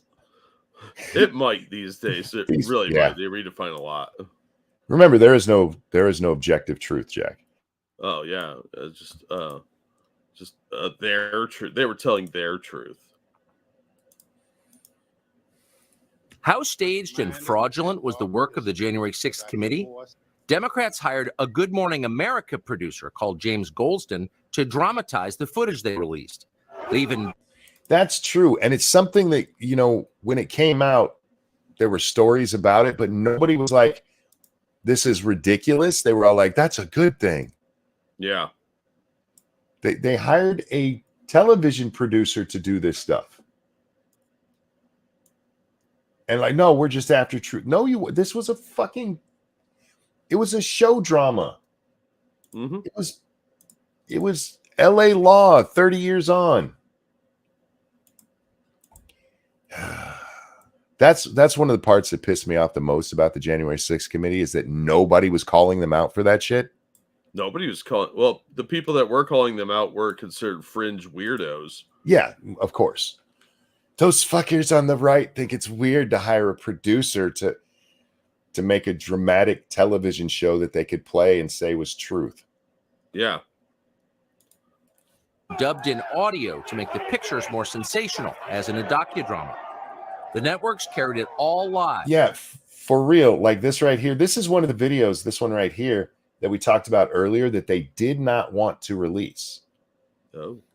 And in several of the videos where it was put out on the news and stuff, there's sound. There's the sound of crowds. There's no mic on this camera. This isn't somebody filming it from the crowd. That's where you get all the sounds from. The CCTVs didn't have sound on them. First of all, what a bunch of archaic equipment. There's not a good reason to have sound on them. You never know, though. I mean, if somebody commits a crime and they're screaming stuff, you know, names, that sort of thing. Hey, you go over here, you go over here. Nobody who works in our government want secret cameras or cameras that record. Well, I understand that, but we should have them anyway. That looks like a secret cam. I mean, it's a CCTV camera up in there in the catacombs area. And yeah, they just put in all of this audio to make, look at that horrible riot. It was bullshit then, it's bullshit now. Yeah. As if it were real. But Donald Trump was far from the only target. The enemy is within the House of Representatives. Within hours of January 6th, Democrats alleged a conspiracy. They claimed their Republican. I just want to point out that 3 of my least favorite assholes are in this picture. That is Ted Lieu, that is Jamie Raskin, and that's Eric Swalwell. I forget his name. He's kind of a douchebag too. I'm not familiar with him or her. Anyway. Colleagues that helped to... Go ahead. No, I thought I knew who one of them was for a second. I forgot. I want to say his name is like Cisalone or something like that. Yeah, it's something Italian sounding. I've seen him many, many times. I just don't remember his name. But these 3 assholes I know very well. Planned the breach of the Capitol building. They're all wearing masks because Swalwell's there. You got to be careful. That motherfucker farts all the time. Yeah, he does. Never any evidence this was true. None at all. Yet it was widely repeated. Our colleagues are continuing to engage with white nationalist extremist groups, the most violent attack on the Capitol since the War of 1812. At one. Yeah, that is Congresswoman Jayapal accusing her colleagues of insurrection. She should have been censured for that. Should have been. She should have been removed for office. They should have kicked her out of Congress for that. Yeah, but they won't. The January 6th committee publicly accused Republican Congressman Barry Laudermilk of Georgia of leading a reconnaissance mission through the Capitol building the day before. I missed this during the hearings. This part is fucking disgusting. Yeah, this is one of the few parts I caught. And yeah, that he's showing people around, which every member of Congress has done. Well, not okay for the constituents. I don't want to ruin it, but we'll watch and then we'll talk. Sorry. Yeah. They were looking for some member of Congress that was involved in all this. The surveillance tape that we reviewed shows this story is a lie, and the Democrats on the committee knew it was a lie when they told it. The so-called reconnaissance mission Democrats alleged was nothing more than Congressman Laudermilk giving a guided tour to his constituents from Georgia. Not this. None of whom were, quote, insurrectionists. Wait for it. Laudermilk didn't even take the group inside the Capitol building. They walked through a congressional office building down the street. They didn't even go in the Capitol. That part I didn't know. How but yeah, the fucked up is that? Congressmen give constituents tours of buildings all the time. And the fact that these people weren't even in the correct building for the accusation is pathetic. They were doing reconnaissance in a building that none of them even went to. What a bunch of fucking assholes. That was remote reconnaissance?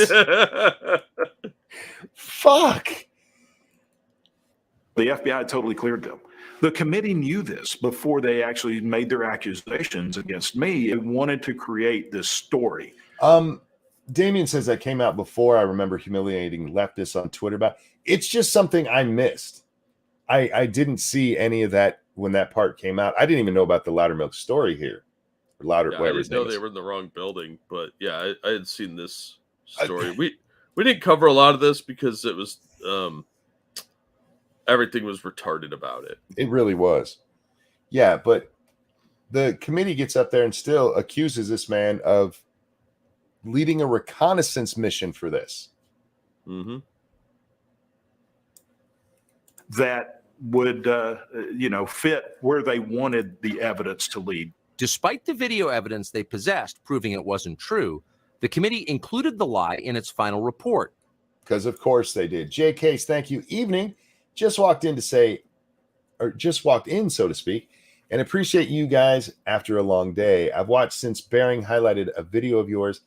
I can really relate to you two, even from the beach in California, if you can believe that. LOL. Nice. I would love to be on a beach, California or otherwise. So I envy you right now, but thank you very much for the donation. It's very, very kind of you. And thank you for watching so long, dude. Yeah, thanks, man. Thanks for watching.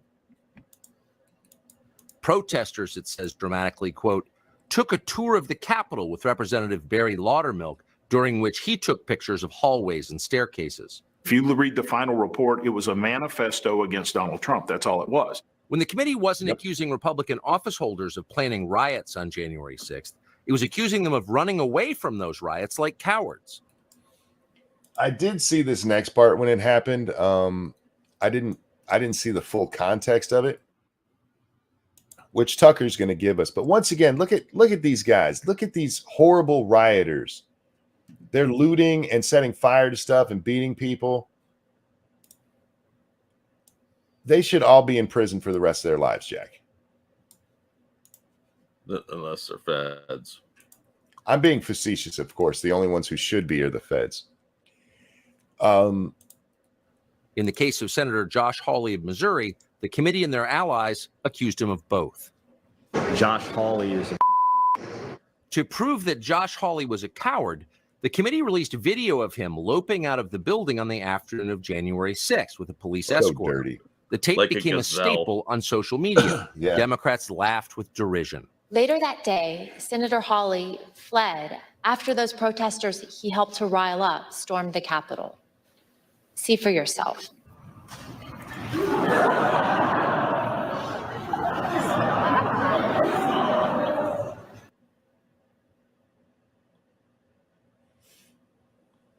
Okay. For argument's sake, Jack, let's say that they're not full of shit here. I'm guessing by now that people are smart enough to understand that there's going to be context that wasn't shared. No. What? But let's say everything they said right there is true, that he fled from the Capitol after. Well, haven't you guys told us that this was like a violent insurrection? What did you expect him to sit there and take it? What does that have to do with the, I'm using huge air quotes again, truth that you guys were seeking? Well, it's a political show. So, nothing. But it had to be done in the January 6th committee because it was necessary for people to see him running like a bitch. Yeah, even though that's probably not at all what he was doing.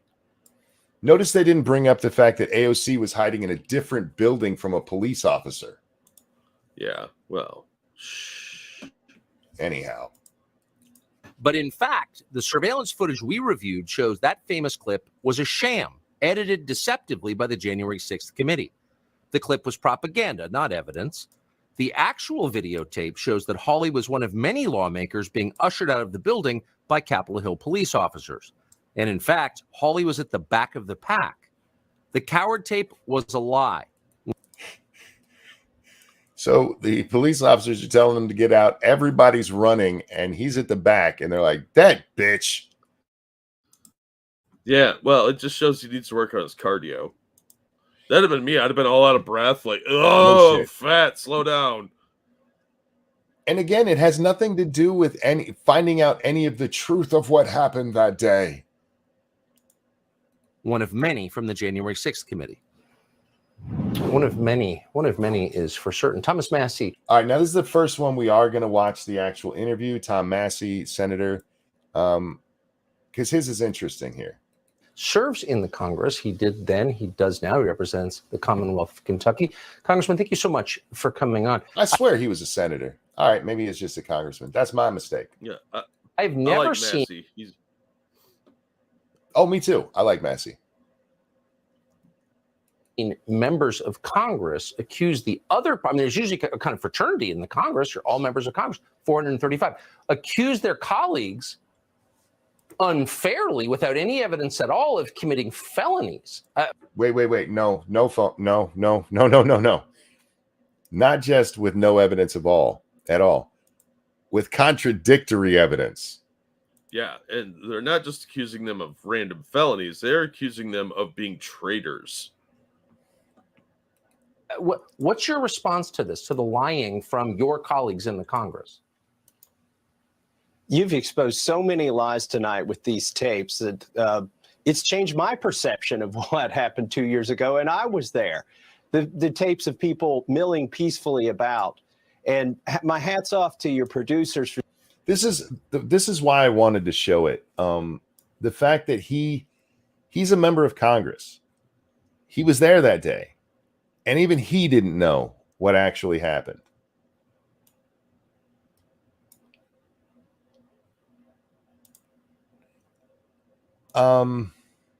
Wow.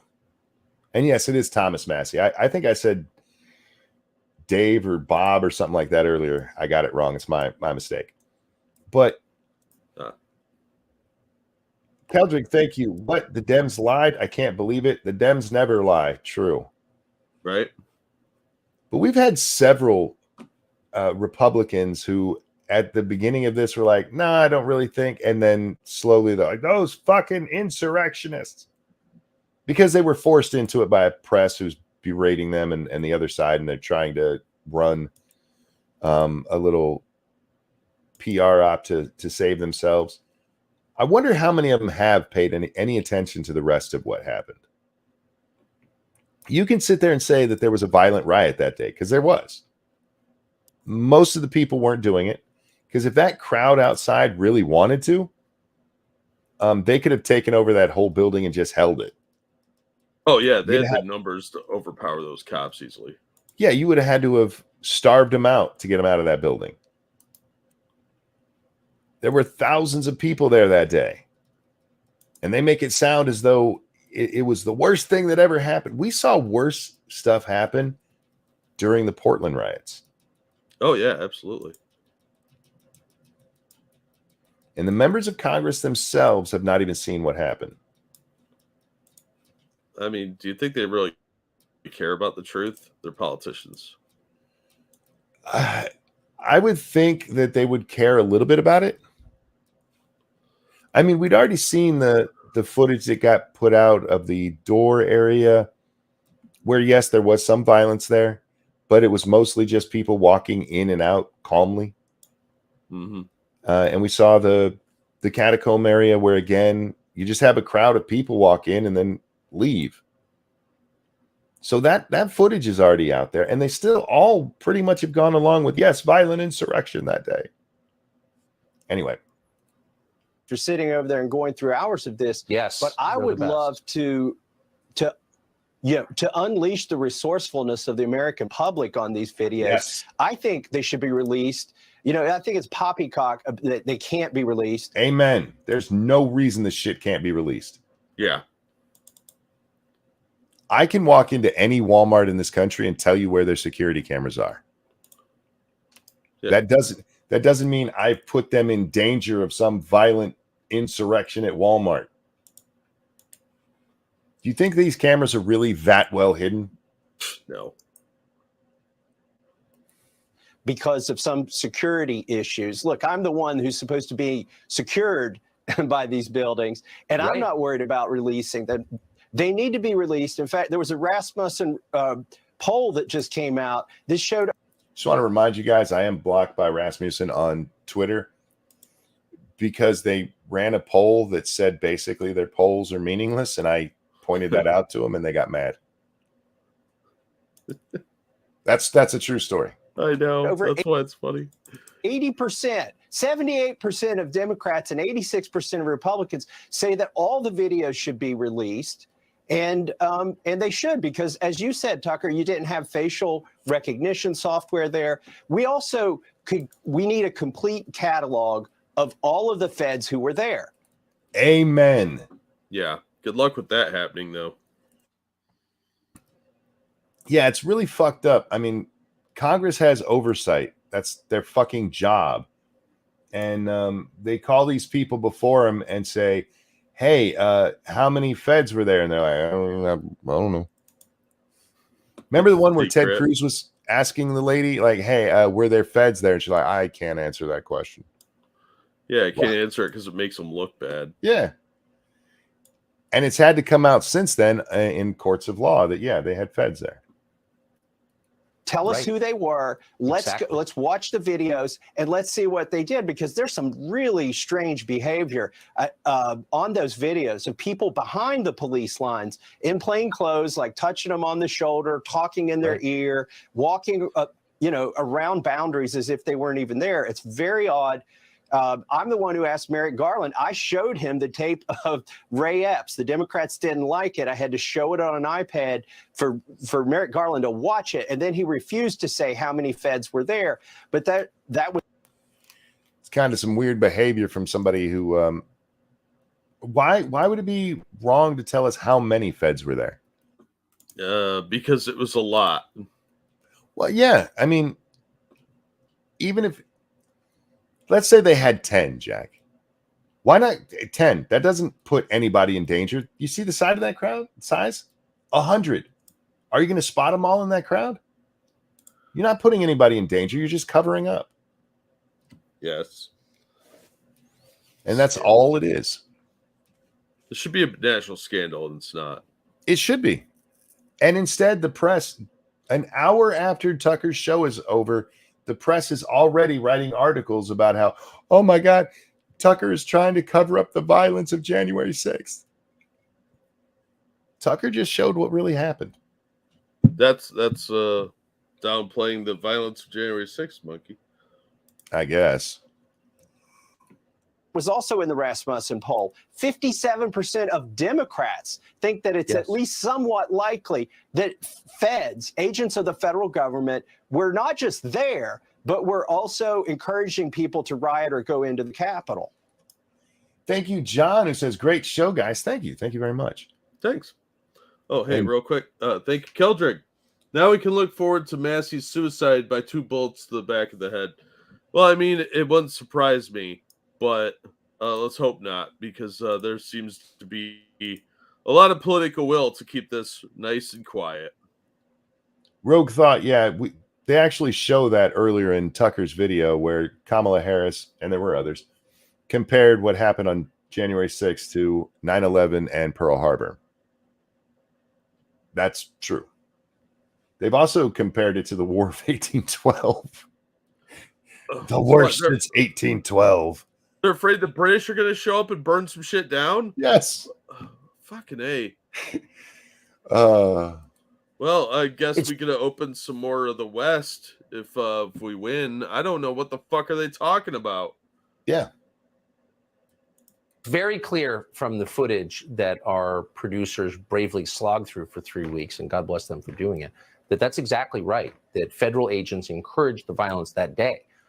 Now, we got to talk about this real. For those of you who missed the beginning of the show, or at least the beginning of the Tucker Carlson part, he tells us, Jack, that there's several people that they think are feds, but they can't identify them, so they don't want to irresponsibly call them feds on national television. Yeah. Well, I mean, I get that. They don't want to get sued. Sure. Just to put that out there, he didn't show any what they're talking about right now, where like the people acting weird. That's the reason they're not doing it. That doesn't mean it didn't happen. Well, hopefully go ahead, bud. Hopefully that'll get leaked out. But also, I find it strange that so much of the footage had nothing to do with that. I bet if you looked close, you would see some of those plainclothes people in other government buildings before the events. You know, where they were doing like stagings and stuff like that. Because the feds don't just show up at the post. They do briefings and staging areas and shit like that. And I wonder if they looked for anybody that might be near the areas where that pipe bombs were placed. Those pipe bombs just kind of disappeared, didn't they? Yeah. And I bet hidden in that footage somewhere is somebody that might be connected to that. Damien in chat is talking about the gallows. For those of you who don't know, there's famous pictures of the gallows that they raised. Yeah, nobody knows how exactly they got there, and they were too small to hang anybody but a midget. Or a teddy bear, like in Portland. If they wrapped that rope around my neck and pushed me off the side, I would stand on the ground and the neck the rope would be loose. It was tiny. The gallows were an art project placed there prior. Is that true? Do we have confirmation of that? That would not surprise me at all. Me neither. Especially considering they were like literally too small to hang anybody. Anyhow. TV show, and we can't show people without proof of who they really were. But I agree with your assessment completely. That I stepped on Tucker there. He was going to explain it again anyway. My bad, guys. I can't help it, man. I have a compulsion to pause. You really do like the pause button, and that's okay. Tucker's a sexy man.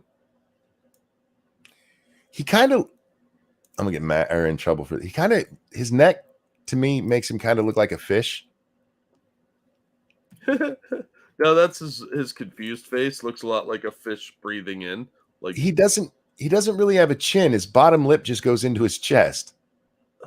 Yeah. I think maybe he needs to do some neck exercises. People without proof of who they really were. But I agree with your assessment completely. That obviously happened. Congressman Thomas Massie of Kentucky, thank you. All right, that's the last we're going to watch tonight because the rest of it goes into other things that are still important. He brings up the guy that the SPLC is backing or something, whatever, some Antifa shithead from down there in Georgia. And then he brings up the Thomas Knowles thing, who's kind of getting credit right now for being the one kicking off the anti-trans conservative thing, where even conservatives shouldn't be trans. Oh, you mean Michael Knowles? Oh, who did I say? I thought you said like Thomas Knowles or something. Oh, like Michael Knowles. Michael Knowles. Sorry. But you can watch it. I recommend you watch the whole show so you can watch it without me talking over it. But there it is, guys. Proof. Undeniable proof that those motherfuckers in Congress lied their asses off. That the people in the press have been lying their asses off.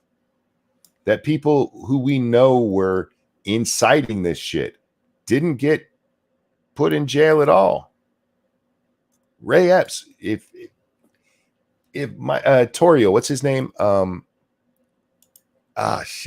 leader of the Proud Boys, who's now up on trial. No, like Enrique. I think you're right with that. Enrique Tarrio. If he's guilty of inciting this, even though he wasn't fucking there, Ray Epps is guilty of it. Oh, he was absolutely. there, for fuck's sake. So somebody please explain to me how this motherfucker is living on a farm somewhere. Actually, he had to move, didn't he? I was getting too many hateful calls. Fuck he had off. to get relocated to a different witness relocation site. Tarrio's 100% a Fed. We do know he's worked with the feds, and he was mysteriously arrested, so he couldn't be part of January 6th, and somehow still ended up on trial for it. Yeah. Well, I mean, the feds won't even protect their CIs. Then something funny going on. But they needed a face, and you got to remember a lot of these people on the January 6th committee do not believe Antifa are a threat. Their good boys didn't do nothing. So they're going to go after their most hated enemies as a sign of friendship, I guess, allyship. My guess would be that Tarrio's being put on trial.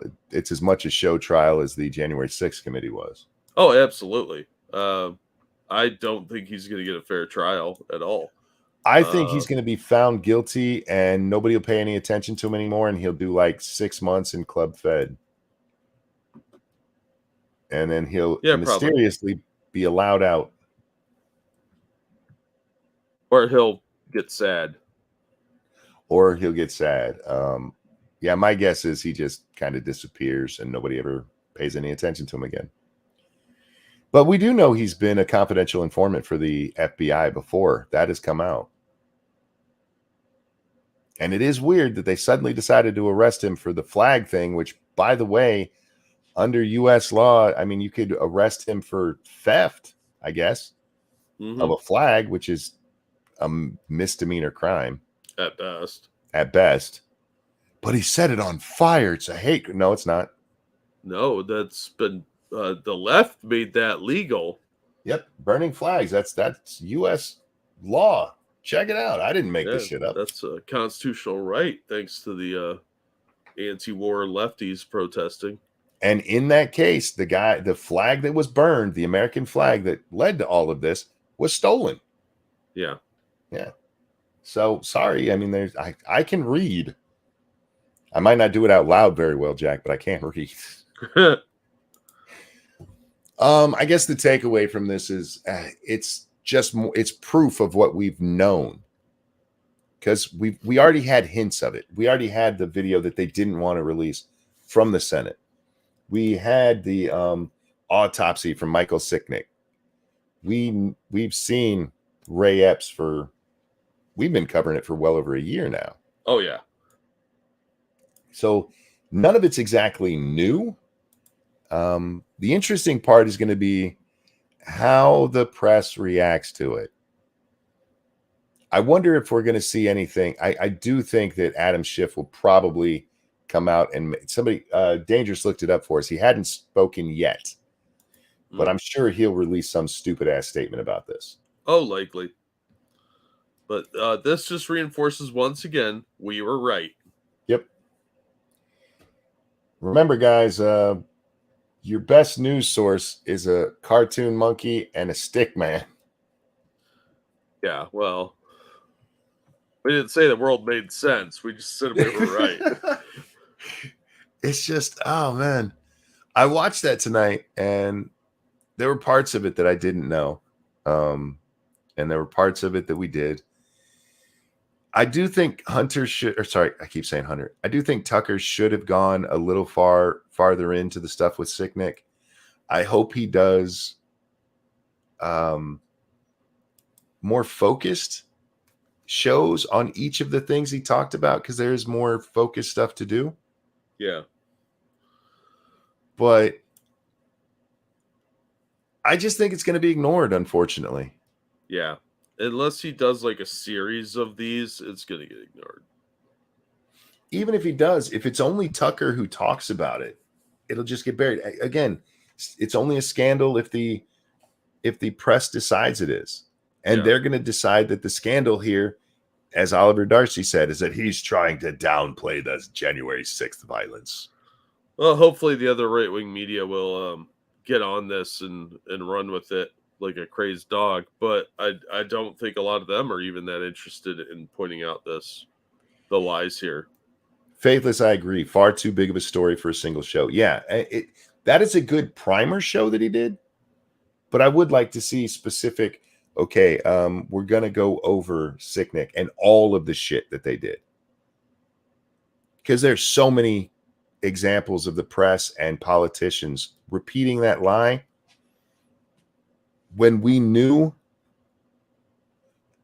Let's see, that autopsy comes out, I think it's 32 days after it. So from February 8th of 2021, we've known. Mm-hmm. It's somewhere around that time. We've known for over 2 years, and they still say it. Yep. And go ahead. I'm sorry. I hope some of the defendants that got convicted have their convictions overturned because of this footage, because you know that most of this was not turned over to the defense lawyers. Yeah, Tucker mentions that at the beginning of the show, that it wasn't turned over to defense lawyers. And if I'm a defense lawyer who was in one of these trials, I would be advising my client to get a lawyer who handles civil law and suing the shit out of them for violations of their civil rights. Yeah. Well, especially like Shaman, if he got a police escort into the building, was he really even trespassing? Yeah, and we got to be careful on how we say that. He got a police escort in the building. He wasn't escorted into the building, just to be clear. Yeah, but still. Yeah. No, you're right. I'm just making sure that the audience understands that. Yeah, but the perception being, if you're walking around in a building and suddenly the cops are just hanging out with you, they're not stopping you from going anywhere. Are you aware you're committing a crime? Hang on. Because this is important. In the video, one of the cops is trying to open a door for him to the Senate chamber. The cop leads the way and tries to. It's not just that they started. Part of it looks like, they're just kind of hanging around of him, and then they eventually become his escort. Yeah. Would you think you're committing a crime if the cops are opening the doors for you like that? Right.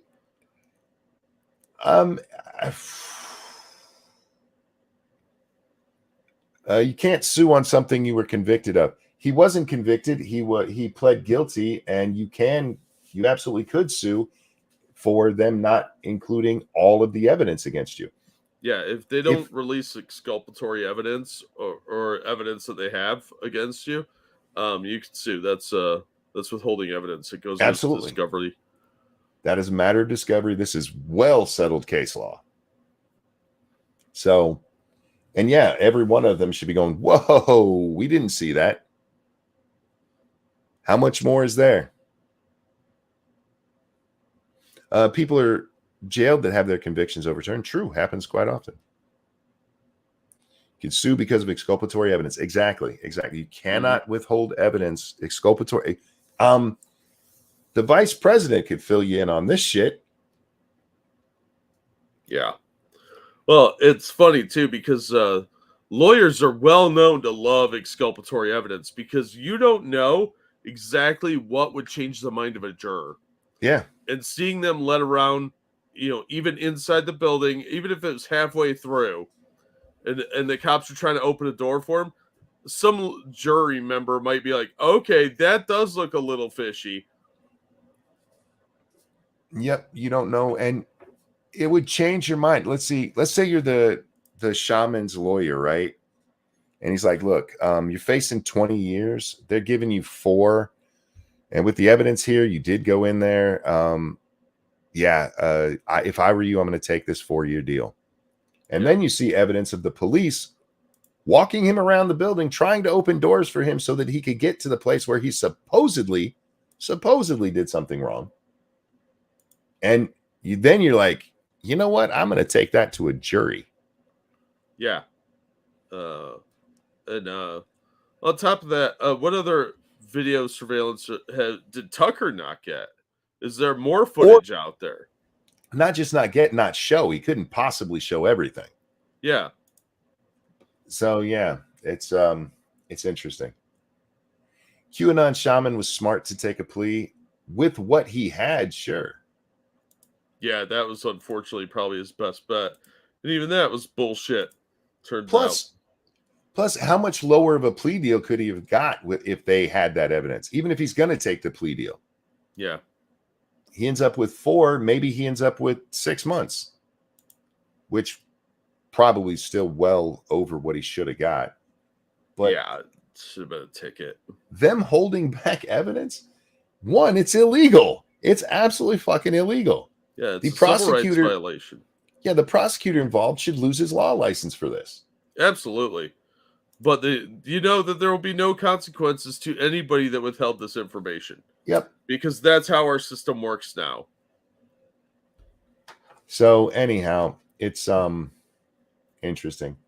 All disgusting lies. It's the most corrupt cover-up in years. It's innocent people being held for 3 years without court and without formal charges, no bail. Truth needs to come out. Indeed. Absolutely. Absolutely. And look, the people being indefinitely like that should not happen. You have people in this country who are pissed off that Andrew Tate is being held. Don't give a fuck about our January 6th, folks. Yeah. In this Andrew Tate's in Romania. We have a right to due process. They don't. This is disgusting. Anyhow, Jack, I'm going to be wrapping up here soon, but anything you want to talk about before we go? No, I've been doing real world shit all day. I haven't had a lot of news time. I would like to say I was doing real world shit, those words, but in fact, I've I slept actually. I got some decent sleep today. It was nice. What's that about? I don't know. I don't know what happened. Should I be checking the newswire to see what horrible shit happened while you were asleep? Dude, I went to bed at like 10, and I didn't wake up until 8. Wow. The only thing that I even have to talk about is just a small update. I think I figured out why the quartering went on his gay rant. Oh yeah. Elijah Schaffer posts this box with Amazon packing tape on it that is in pride colors, and I even think it says pride on it. Mm-hmm. And Jeremy's like, "Oh, that's a good Photoshop job." First of all, I want to say this: if that would have been a Photoshop job, it was an excellent Photoshop job. Oh, it was amazing. That was really good. Even the textures on the box coming through the tape, well done. Yeah. What a waste of time. But he calls it out. Fucking waste of time. He calls it out like, "Oh, I don't think anybody's seen it." And then not only does he do that, he does a second post where he's like, "If anybody's seen any of this, could you see it? Because I haven't seen this." And several people sent him things, not only pictures of boxes like that, but the Australia Amazon website where they said for a limited time, we're going to be using this tape. Yeah. And it is right after that post that he starts going on his "everybody is gay" rant. Oh my God. So stupid. People had to get outed because he got embarrassed for being wrong. It's stupid. Guys, it's okay to be wrong, all right? Sometimes people are wrong. I'm wrong sometimes, Jack. And you know what you do? I'm sorry, I got that wrong, and you move on with your life. Yep. You don't lash out at people. It makes you look like a dick. Yeah. And as far as I saw, he never corrected himself, by the way. Why would he? Drama. I get some clicks. True. But yeah, that's the only other thing I saw today. Although I was told that Chud Buds, which is where Medicare hangs out, got hacked today. Oh, that's not good. I haven't looked any further into it than being told that, so can't really talk. And somebody said that Ralph did something illegal on his stream, so I have things to look into. I just don't have them now. Yeah. Well, I mean, Ralph, really? I'm shocked. Rogue Thought says admitting fault can show integrity. No, admitting fault does show integrity. Yeah, but it also, for some reason, makes people not like you. Yeah. Mess says, I don't think it's a cause, just a reaction. He's been arguing with some people for a while. That was the inciting incident. He got proven wrong when he was trying to show up Elijah Schaffer as a Photoshop genius, I guess. I've never seen Schaefer's Photoshop work, but I'm looking at the picture I hadn't dug any further. I just saw the picture. I'm like, I don't think that's Photoshopped. I'm pretty good with Photoshop, Jack, and I couldn't do it where it looked that real. Yeah, I saw that photo and I knew it was real because I've seen that tape on other sites before. It's not like that was only going around one place. It wasn't, sourced from one individual. Why would Jeremy try to nail Elijah? On this pick that, hang on real quick. Keldrick, thank you. That's a real gay fit you had there, Jeremy. Right?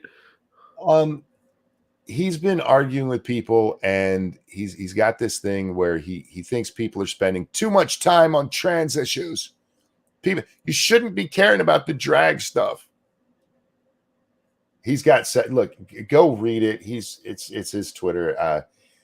I don't want to get back into the drama. We covered that shit yesterday, but he's having some issues with drag stuff. Well, I don't know why. He does have an issue with Elijah Schaffer because he does that show with Sydney Watson. Oh yeah, there's that too.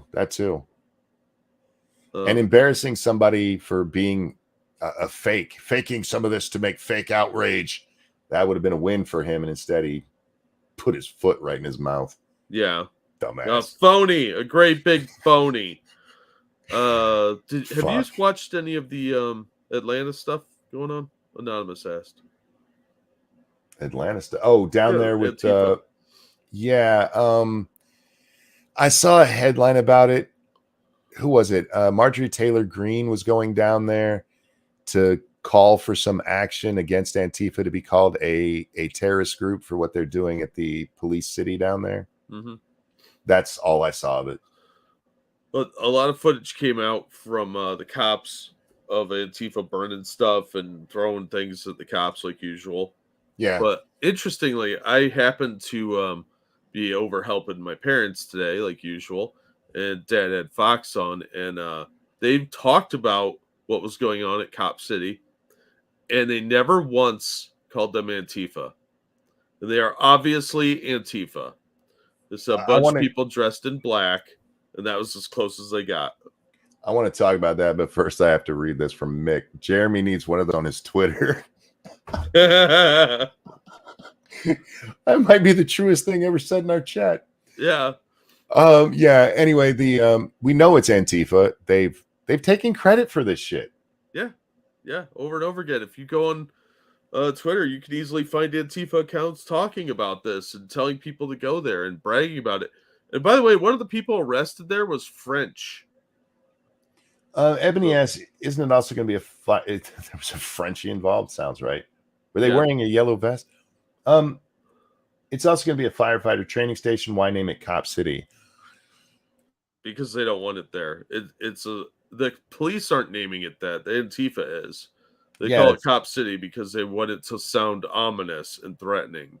It's also going to be partly a community center. It's kind of like the Don't Say Gay bill. Yeah. It's got a real name. We've read it on stream before. I forget what it is.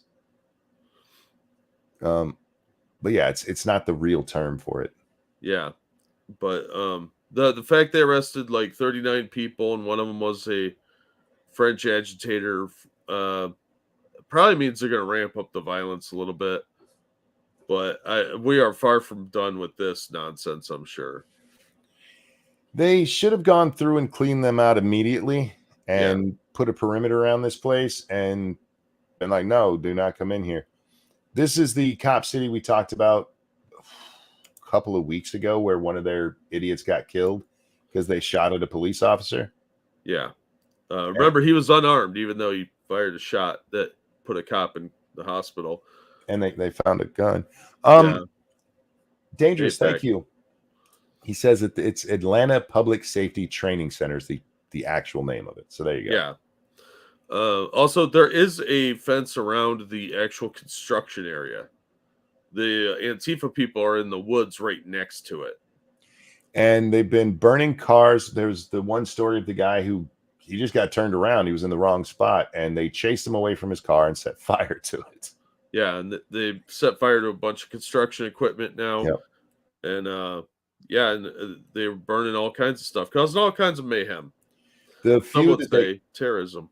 Yeah, the few that they have cleaned out, they had explosives with them, probably fireworks, to be honest. But they weren't going to be shooting them in the sky to celebrate America or the New Year. Yeah, we know how Antifa uses fireworks. Yeah, and they've been getting more aggressive lately, and if they start taking more hints from their European counterparts, they're going to get a lot more violent. Yeah, these little fuckers, they just need to be removed and probably jailed. Yeah. The Atlanta said they are charging them as domestic terrorists. Good. But we'll see if they follow through on that. Yeah, we've been following this story now for, 4 or 5 months. Antifa in the woods, torch the woods. It's hard for them to find litter to combust. I'm tired of these little fuckers. I really am. You know, we just watched all of this stuff about January 6th, right?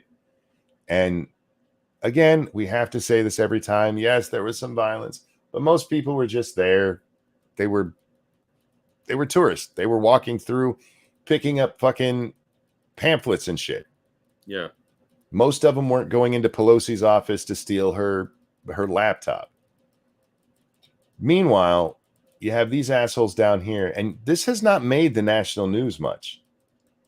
Even with that shooting of the little asshole who shot at cops, it was barely mentioned. And they sure as hell weren't blasting Antifa terrorists. No, what they were saying is environmental activists. That's the word they like to use. No, they're little Antifa shitbags. They're wearing the uniform, for fuck's sake. Mm-hmm. They have a picture of themselves on a turned over truck in all their little black gear. But fuck, no. Tom Jurgens, attorney for the SPLC, was charged with domestic terrorism over a Saturday protest in Atlanta. So that's why they keep mentioning him. Yeah. Tucker does talk about that at the end of the show we just watched. So check out his show. And Fox, if you guys hit me with a claim on that last one, cool. Take my 30 cents. Because I did use quite a bit of his content on that one. Just please don't copy. You pause that. I'm sure you're fair use. Just don't strike it, please. I get in enough trouble on YouTube on my own. We'll probably get in trouble for it because at the beginning of it, he talks about how the election was stolen. He doesn't say stolen. He said it wasn't fair, which we're not. I disagree with 100% YouTube. I just want to reiterate that.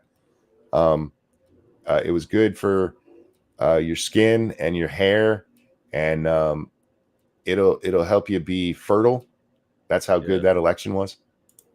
Yeah, it'll make your balls swell like Coca-Cola. Yes, it's really, really cool. Anyway, with that then, Jack, we're going to go ahead and wrap this up because I'm going to go play some video games. Cool. I like video games. That's what I hear. Most secure election in history, safe and effective. Until the next one, because each new one is the most secure and safe. It's true. And effective. And has calcium. It's fortified with calcium. Yeah, and probiotics. Probiotics. Do they even do that in commercials anymore? I don't know. I love when shit like that happens. Like, still, the number of things that are telling me they're not made with wheat, which shouldn't have any wheat. Gluten-free. Yeah. That's a piece of candy, man. That's hard candy. Why would it have gluten in it? That's Jell-O. What the fuck? They're hitting a whole different marketing demographic that way. Gluten-free milk. All right. Do they make wheat milk? I mean, they make strawberry milk might be made from wheat. I don't know. Remember? We're gonna wrap up here, ladies and gentlemen. Go watch last episode if you missed what that's about. And you can just watch the last part if you must. Ladies, yes, gluten-free water. That does exist. I don't know if you've seen that, Jack. Yep, there's water bottles out there that say gluten-free. That is true. My God, people are so stupid. Thank you guys so much for hanging in there with us tonight. I don't even know. I'm so annoyed at this episode. I had a great time. I think it was a good show. However, I know the likelihood of anything coming of this is so ridiculously low that it just angers me. Yeah. But thank you for coming on that angering video trip with me. Thank you for the donations. You guys are so kind. We really appreciate it. Jack, anything you want to show? I'll drop a link to a cool video. But as always, thank you so much for the donations and all the support you guys give us. We do appreciate it. Don't forget to subscribe over on Rumble too, so that when bad things happen here, you can still find us. All of our links are down below, so make sure you're checking those out. And if we ever disappear for more than a day and I haven't told you in advance, go check Rumble. Yeah. Follow us on Twitter so you know what's going on. Hit that like button, hit the thumbs up button. Tell your friends, your family, that bitch you hate. I'm going to be over on twitch.tv/rantingmonkey here in just a little while. I don't know, probably an hour or so. Me and Jack haven't talked today, so that could go on for a while. We talk a lot after the show. If you're ever wondering, why isn't Monkey over here on the game stream yet? It's Jack's fault. Yes, usually is. It is, because we're just chatting away and I lose track of time. Twitch.tv/rantingmonkey. Come hang out. We're going to be playing some Hogwarts tonight. For real this time. We played Phasmo yesterday, but for real, we're going to be back to Hogwarts tonight. Everybody, thanks for coming. Jack, pleasure as always, my friend. Always glad to be here. Have a wonderful night, y'all. We'll see y'all next time. Bye, everybody. I don't know who's a bigger twat, Elizabeth Cheney or that Adam douche. Probably both.